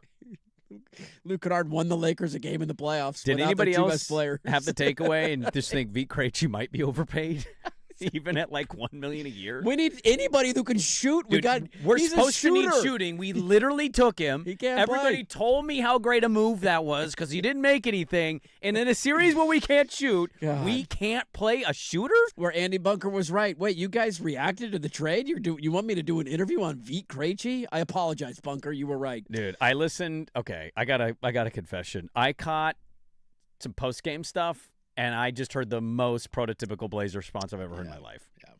Yeah, I went in and I thought, let's run this back. And now I think we need to make trades. And I went, yeah. You think? No kidding. Now? No kidding. It was that mighty juggernaut win over the barely over 500 Phoenix Suns that alerted you to the fact that we're going to compete in the playoffs? Phoenix sucks. Some other thoughts. I've watched 3 Blazer games all year. I missed game 2. It's just a different version of 2019. 3. Climb into the archives. You guys are saying all the same stuff. I'm not a big NBA guy. I'll raise my hand there. Irrelevant is an understatement for this franchise where the Steelers were just not good enough to be bleep. We're the Steelers. I think that's disrespectful to Who the had Steelers. a worse weekend, Blazer fans or Klay Thompson? Blazer fans. Yeah, you're right. Because he at least got to sleep with another hot. Yes, and he'll land another hot. Yeah, he will. But Meg the Stallion. Yeah, I know. I wouldn't advise cheating on her, but, to each their own. Especially when she has the ability to record an album about it. Yes, she does. She can expose everything. Yes, she can. Another one, why is Matisse benched, especially in the third quarter? I don't think it matters. Another one, I have zero faith in this team, and I'm ready for a complete rebuild of the staff. Blowing a 50-point lead 2 games straight is a complete joke at home, too. One other person, by the way, who chimed in because we were talking about the crowd noise, somebody said wasn't quite what I was selling it to be earlier in the show, and I'm trying to be fair here because I don't go to a lot of Blazer games. Somebody said, I went to 15-plus games this year. The atmosphere was incredible in the first half, but after they blew the lead in the third quarter. Is this Sunday or this is Friday. Friday. Sundays, I thought, looked good. Or maybe this was yesterday. I don't know. He didn't specify. I should be honest there.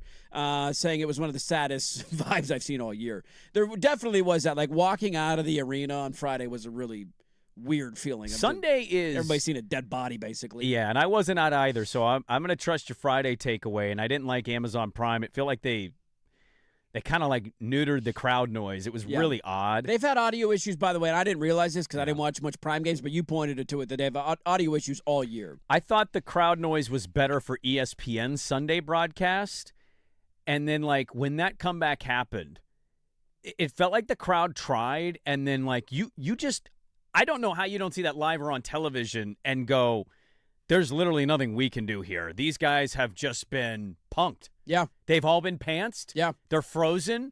They're deer in the headlights.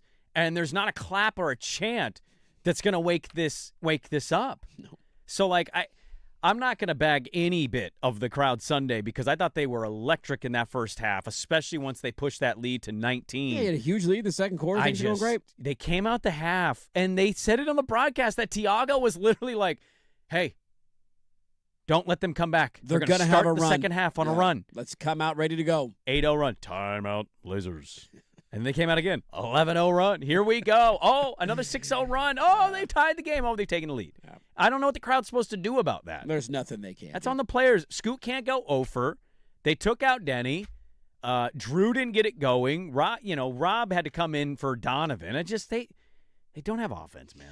No, they do not. We'll obviously have more time for the obituary. We'll see. Maybe it ends tomorrow. Maybe the Blazers pull off a shocker. I cannot see into the future. I certainly will not pick them to win the game tomorrow, but crazier things have happened. So maybe it comes to an end tomorrow, and we're here on Wednesday, and we'll do the end of the season show and kind of look forward to the offseason and the big decisions that are ahead and all of that. A lot of stuff. Moving around with that organization. No doubt about it, man. You got a new owner in town, and I just, it was one of those funny things to the crowd point and watching San Antonio go on those runs. And the only thing I'm thinking to myself as I'm watching a 15-point lead, like the Moda Center, I felt like is rocking early third quarter. You're up by, I want to say they're up by 6 at halftime, I think, of game 3. And then you come out, you get a nice little start in the third quarter. You slowly build that lead up. And the whole arena is kind of getting to this place mentally. We're like, here we go, dude. This is happening. No Wemby. We're feeling like this is going to take place. It's playing out the way we thought it would. And then it slowly dips out. The only thing I'm thinking during that stretch is, you know what wouldn't help here? T-shirts. So maybe let's focus on the things that matter now. Is it true they were throwing T-shirts out, like from the court? They had free T-shirts multiple times. Did anybody put those on? I'm pretty sure Did the those back people put them on? There was a guy behind me who was humping the back of my head, standing up, trying to get a free T-shirt. If you want to paint a visual for you. Stop. Like it almost came to the point. You know me. I'm not a big altercation guy. I'm not a big confrontation guy. Yeah. If I was gonna get bump and grind in the back of the dome by your ball sack one more time, I was contemplating turning around with an uppercut punch. It's a free Sprite T-shirt, brother. I don't know if you're aware of this. It's time to nut up or shut up. Sprite's colors are green. They were shooting out free green Sprite T-shirts. And you're gyrating the back of my head for a free Sprite T-shirt. Fantastic. Can we please take a moment and contemplate how we got here in life? Sit down. If you're not under the age of 12, gyrating for a free T-shirt, look in the mirror when you get home. Here's $8. Do you need a T-shirt? What are we doing? Can I Venmo you the money to sit down? Whatever that you think that T-shirt's worth. Do you think that's like $12? I'll Venmo you right now if you stop. Like, dude, we're like 6 rows from the floor. You're not getting a shirt, okay? The dads that stand up with kids, Totally fine. You want to get your kid a T-shirt. Get Guess your kid what? a There T-shirt. wasn't next to him. A kid. So it was just a grown-up. Not a 20-something-year-old. He's sitting 6 rows up from the floor in a Blazer jersey. You don't need a free Sprite T-shirt. You can either afford these tickets or somebody in your life can afford these tickets. Therefore, you're doing fine. Go buy a T-shirt in the fan shop. Maybe he's a big remix fan because Sprite had the remix. So like, he just wanted the synergy of your head okay? I digress. That one, I forgot about that. And then in the rant about T-shirts, I remembered that some guy was pumping the back of my head, and I was not like, what are we The doing funny here? thing is how stupid all of the T-shirt stuff became. Yes, like I mean, we called it out when it happened and laughed about it, but like now you see that we just don't. We have our own gear. We have our own stuff. Matter. It doesn't matter. Let's focus on getting a team that cannot blow a 15-point lead. You know what I care about? I care more about the people sitting in the 300 level to keep us charged. Yes. And then I love the courtside folk, especially the ones that stand up, have the gaudy jewelry on. Gotta have it on. Spent way too much money for those seats, but talk so much S. If Dylan Harper's doing like a gun signal because he hit a 3 at somebody courtside, that courtside fan has done the right thing. You're doing your job. You're doing your job. That's what I care about. Not the courtside folks who sit there just to order cocktails and never cheer. No, just sit there with their hands folded in their lap. You need the people to talk trash. Yes, we need the people to get into the other team's head. All right, let's get to our poll question of the day. Are you more optimistic or less optimistic? We'll kind of put a bow on this Blazer conversation. I know they'll play again tomorrow, so we'll probably have some thoughts on the game, obviously, as the show goes on. Probably the final game of the series. But we'll get to that, and then also a little peekaboo of what's ahead tonight in sports, all that next. But first, here's us with an update. Now, from the George McCoy and Warren Allen Sports Desk, a Sports Center update on the Fan Sports Network, 105.1 FM and 1080 AM. First on the Fan. Don't know if this got lost in the shuffle over the weekend, but my bravos. Your bravos. The 2-hour mark of the marathon has officially been broken. The London Marathon produced not one, but 2 runners to officially break the 2-hour mark. Well, Kipchoge's done this. We just can't count it because his shoes weren't technically approved. Well, he had rabbits, and it was on a 6-mile course that he repeated. It wasn't an officially sanctioned marathon. This was an What's officially. the difference? He's already done. This has already been broken. He's just going to tell Sebastian us. Sawe of Kenya 1 hour, 59 minutes, 30 seconds. Oh, by 30 seconds? Smashing the world record for a marathon by a minute 5. Will not Kipchoge. Why don't There you you get go. your non-cheating shoes, huh? By the way, on marathon news, shout out our old colleague, Alex Crawford ran the Yeah, I saw Boston that. Marathon. Nice. He ran a 5:58 per mile big man. pace. That's Moving. remarkable. 5:58? I Yeah. don't know if I can run 1 mile on a 5:58. I can't. Let alone, what is it, 27? 26.2. Oh, thank you. Unbelievable. How about this good news in the animal kingdom? Officials have reevaluated, and they've determined there's now more manatees in the state of Florida than there ever have been. Many Let's people go. were worried they were being killed because of pollution. Good and, for the manatee. gaming and all, and boats and all that. No, there's more manatees than in Florida now, more than ever. Don't call it a comeback.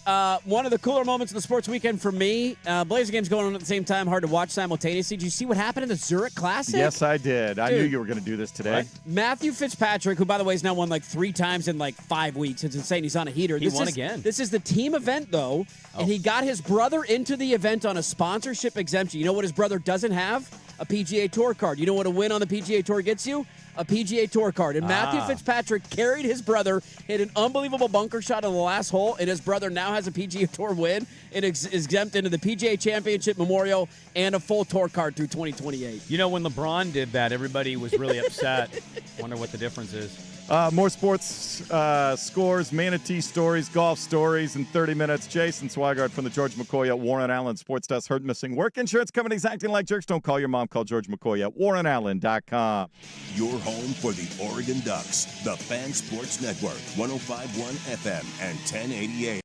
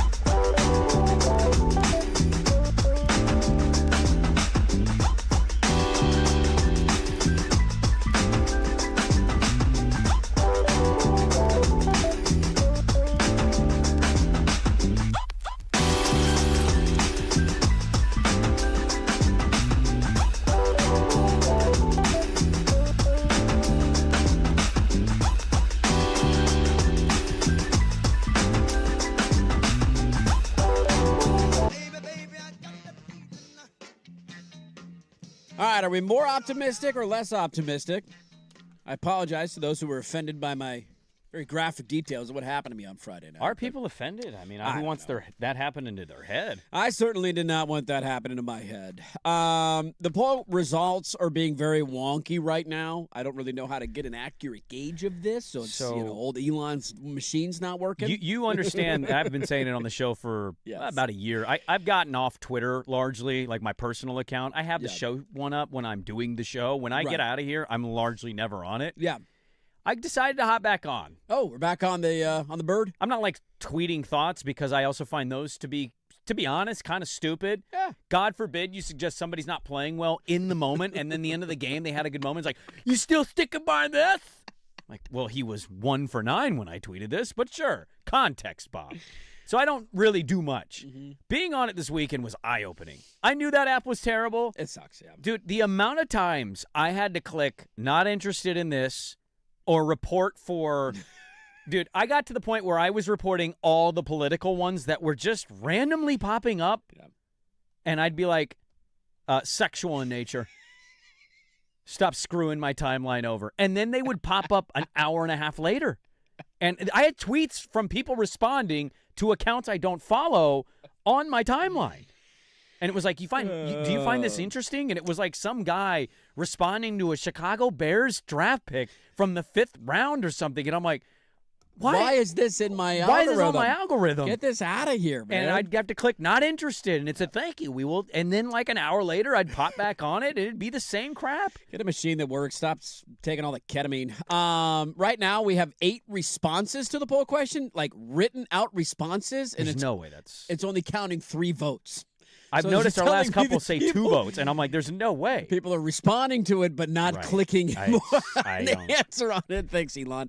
Anyway, so that makes it hard to gauge what the actual results of the poll question are. But I did want to read some of these, though, that came in. Somebody said, Shane said, I'm optimistic that we potentially have an owner now that watched us get blown off the floor at home in back-to-back fourth quarters and will understand that it's not good enough, unlike the previous regime. We'll see how much Tommy D hates losing if he makes a big splash this offseason. Another one, the old digital dam is back. What about the option of never being optimistic? This team was too bad to be good for the playoffs and too good to be bad for the lottery, the definition of purgatory, and it starts with the front office. Another one, take it this way. When they were up by 17 at halftime, I placed a bet on the Spurs to cover. It's a smart bet. We both did the same thing. Yeah, I got a plus 250.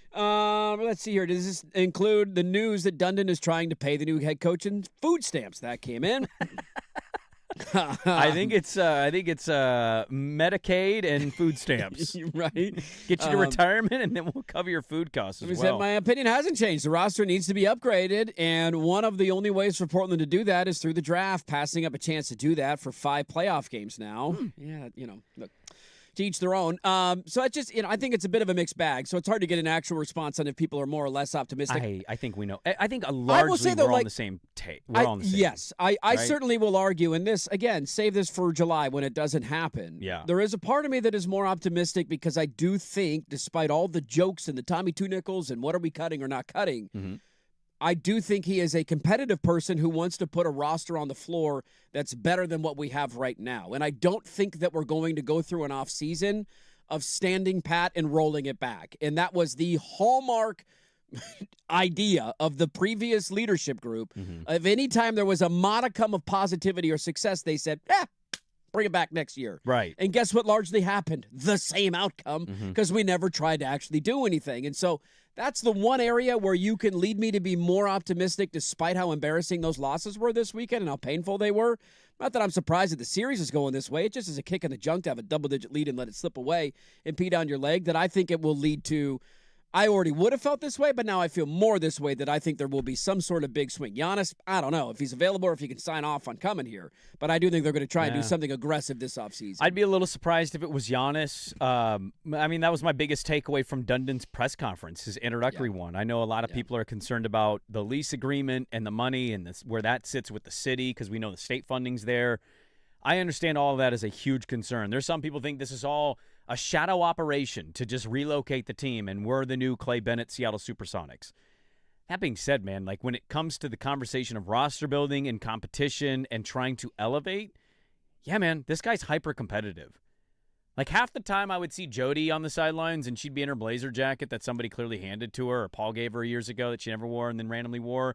And whatever. He was like gritting his jaw visibly. Like, I don't know if I saw him smile one time. No. Like, that is a weird takeaway. I don't know what the future holds. It could be incredibly cheap, and he runs this thing into the ground because his cheapness plays too big a factor. But if he does decide to pony up in the areas that are the most pressing of fans, because T-shirt's not one of them there. We're spending in the luxury tax. We wouldn't got a big fish in the offseason. We use draft capital to be so aggressive. Michael Pena is a writer for The Ringer. Yeah. He writes this: the Rockets could be using Kevin Durant as a stepping stone. Teams involved in the trade for Kevin Durant: Heat, Timberwolves, Blazers, yada, yada, yada, yada, yada. So, like, I don't think, and we could talk about Kevin Durant at a later date. Sure, that could be an offseason But conversation. as an example, that would be one that'd be like, oh. You need offense? You need offense with Denny and Dame next year, and you can still hold on to Drew Holiday. And yeah. Like, give him one of your young guards. Let's wait till we get to that before we dive into it. I'm just merely saying, like, if they do that kind of move, fill in the blank with him or somebody else, are we really coming into next year and we're like, oh, Tommy, 2 nickels? Right. Because that's ultimately what matters the most to me. I'm tired of being in a spot. That matters the most to everybody. Like, it's just, I think the point is valid where we went through this tank to come out of the other end of it, and there's no doubt that they've made progress this year. Yeah. And Denny has turned into an all-star, which is a really nice sign, although I think he's had some awful moments in this series, and if we're going to praise him for the great moments, we got to criticize him for the negative moments. So you've certainly found a guy who was worthy of being an all-star. I think there's an elephant in the room question that remains about him that some wanted to crown and say after the Phoenix game in Game 1 against San Antonio that he's the undoubted center of your universe. And I think you and I have been more in an approach of like, we acknowledge the step that he's taken. No doubt. We acknowledge how much better he has gotten while still not feeling firmly confident in saying that's the son of your roster, if you will, and everything will evolve around it. And I just don't think that he's proven enough to me to be that kind of guy. And so that's a difficult part about coming out of the tank is that you have these draft picks. I think Shaedon Sharpe's gone in the offseason. Scoot has given you some really nice moments in this series, and then he went for a jog for 25 minutes yesterday. Klingon had a really nice year 2 and then has completely disappeared in the playoffs. And so 3 straight top 10 picks when you look in the playoffs. Scoot had his moment in Game 1 and Game 2, no doubt. And then Game 4 was horrible. So it's this mixed bag, and you don't really know how many of them are part of the long-term future, and it just kind of leaves you frustrated from a bigger picture standpoint of where you've been the last couple of years to where you're going. And how do you get from this point to being a team that can legitimately contend is a really difficult jump to make. But Tom Dundon, we'll see what he can do this offseason. The Blazers lose both games over the weekend in pretty shocking fashion. I shouldn't say shocking because they did that a lot in the regular season, but in a gut punch fashion, and here we are down 3-1. You go from feeling the highs of being back in the playoffs. We had great weather. They won Game 2. Friday with night the buzzer. game, You're then like, you get a Sunday brunch, and you just feel so good. And then you come out of that and you lose. And, like, I'm still whatever. You know, like when we were talking about the pick versus the playoff, I would rather this year have gotten it, but I knew they weren't going that direction, so I erase it from my mind, okay? We're here now. We all enjoy it, and then we're reminded of what it can feel like to have an utter collapse on that stage. Like, I think the 2% chance thing is a very interesting conversation. I do acknowledge the positives of getting the Chicago nonsense out of the way. Get it out. Like, Be that's done with not it. hanging over your shoulder anymore. As long as this experience, now again, we'll see what happens tomorrow night. Yeah. As long as this experience leads you to making decisions that will actually change, which I think it is going to lead to change, right? Like, but I don't know what that change is yet. If you tell me we're rolling the roster back and I lost my chance at the number 1 overall pick, then you're just losing me completely. But if you're using this as an example of see how big the gap is, we need to do X, Y, and Z. With the pick and we can move on. Then I'm all trade. for getting the playoff experience and sacrificing that first-round pick. Some final thoughts on the show. What else did we miss over the weekend? And we'll get you set for your night in sports. Final one for us on a Monday next on The Fan. The Fan Golf Classic, presented by Toyota.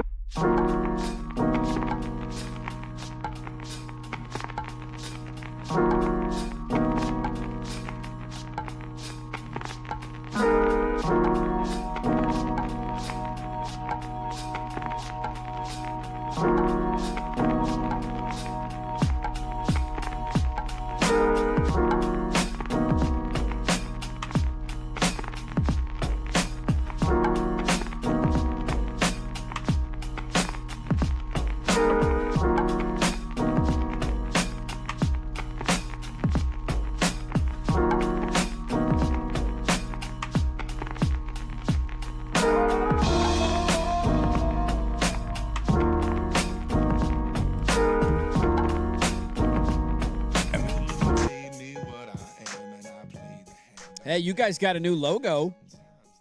Who's you guys? The Pac-12. We got a new logo? They made a new conference logo. They just announced it. They just put it out. Can they announce their TV deal and how much the media right dollars are going to pay us? That'd No. be nice. I don't care about the logo. I'm not going to buy a Pac-12 T-shirt. You don't want to buy a Pac-12 T-shirt? We really got a new logo? Let me see it this looks thing. identical. I just saw Dellinger just tweeted it out. It was about an hour There's ago. no border. That's the only difference. I feel like the lettering and I feel like that's a little bit different. They're going to tell you It's some worse. Stupid nonsense. I would argue it's worse. It's nothing worse than when you get those, like a new logo gets released and they're like, actually, the yellow here is signifying the ground. This is 40-year-old virgin. Your gray pants are now blue. I think it is a worse logo. Also, I did see the expenditures. Why do you call it the Pac-8? I don't know. They should just lean into it because they're probably going to try to add 12 at some point. You know, the Mountain West ever crumbles. Or 8.5, I guess, right? Because Gonzaga, are they 9?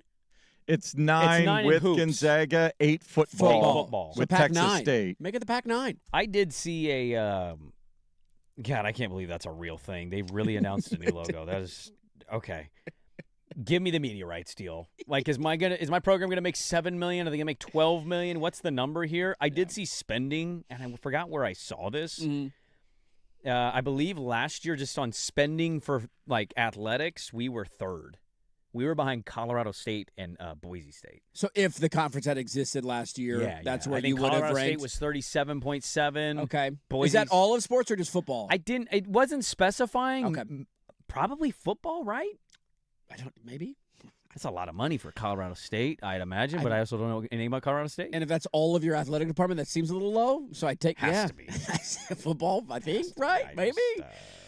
Somebody texted in at the fan text line, no worries, fellas. College football's only 4 months away. Amen, brother. It's going to be here before we know it, baby. Hey, dude. Although then that team will break my heart in another way. Who's going to beat us the second time around this year? And then their defensive coordinator is going to come out and defend my program after I yelled about him a week ago. Now I'm like, you know what? This guy's actually kind of right. Brian Haynes, the D coordinator at Indiana. The loudmouth. Who was taking shots at Ty Simpson. Yeah. Going into the draft. Who was complimenting him, by the way. He was complimenting. It was almost like a backhanded compliment, but it was a compliment that they were doing something simple, but they were so well coached. And he said, you're an idiot, and everybody in Alabama hates him. And I did poke a little fun at that. And then he came out this weekend on Twitter, and he was asked about Oregon, the second matchup, and why it was so much easier. And he was like, let's be honest here. Will Stein was recruiting for Kentucky, and he wasn't game planning for Oregon. Oh, anybody else? And then That's weird. It's almost like this show specifically was asking out loud, can you win the playoff national championship? With both coordinators? With two coordinators starting over? second jobs? Turns out you can't. More at 11.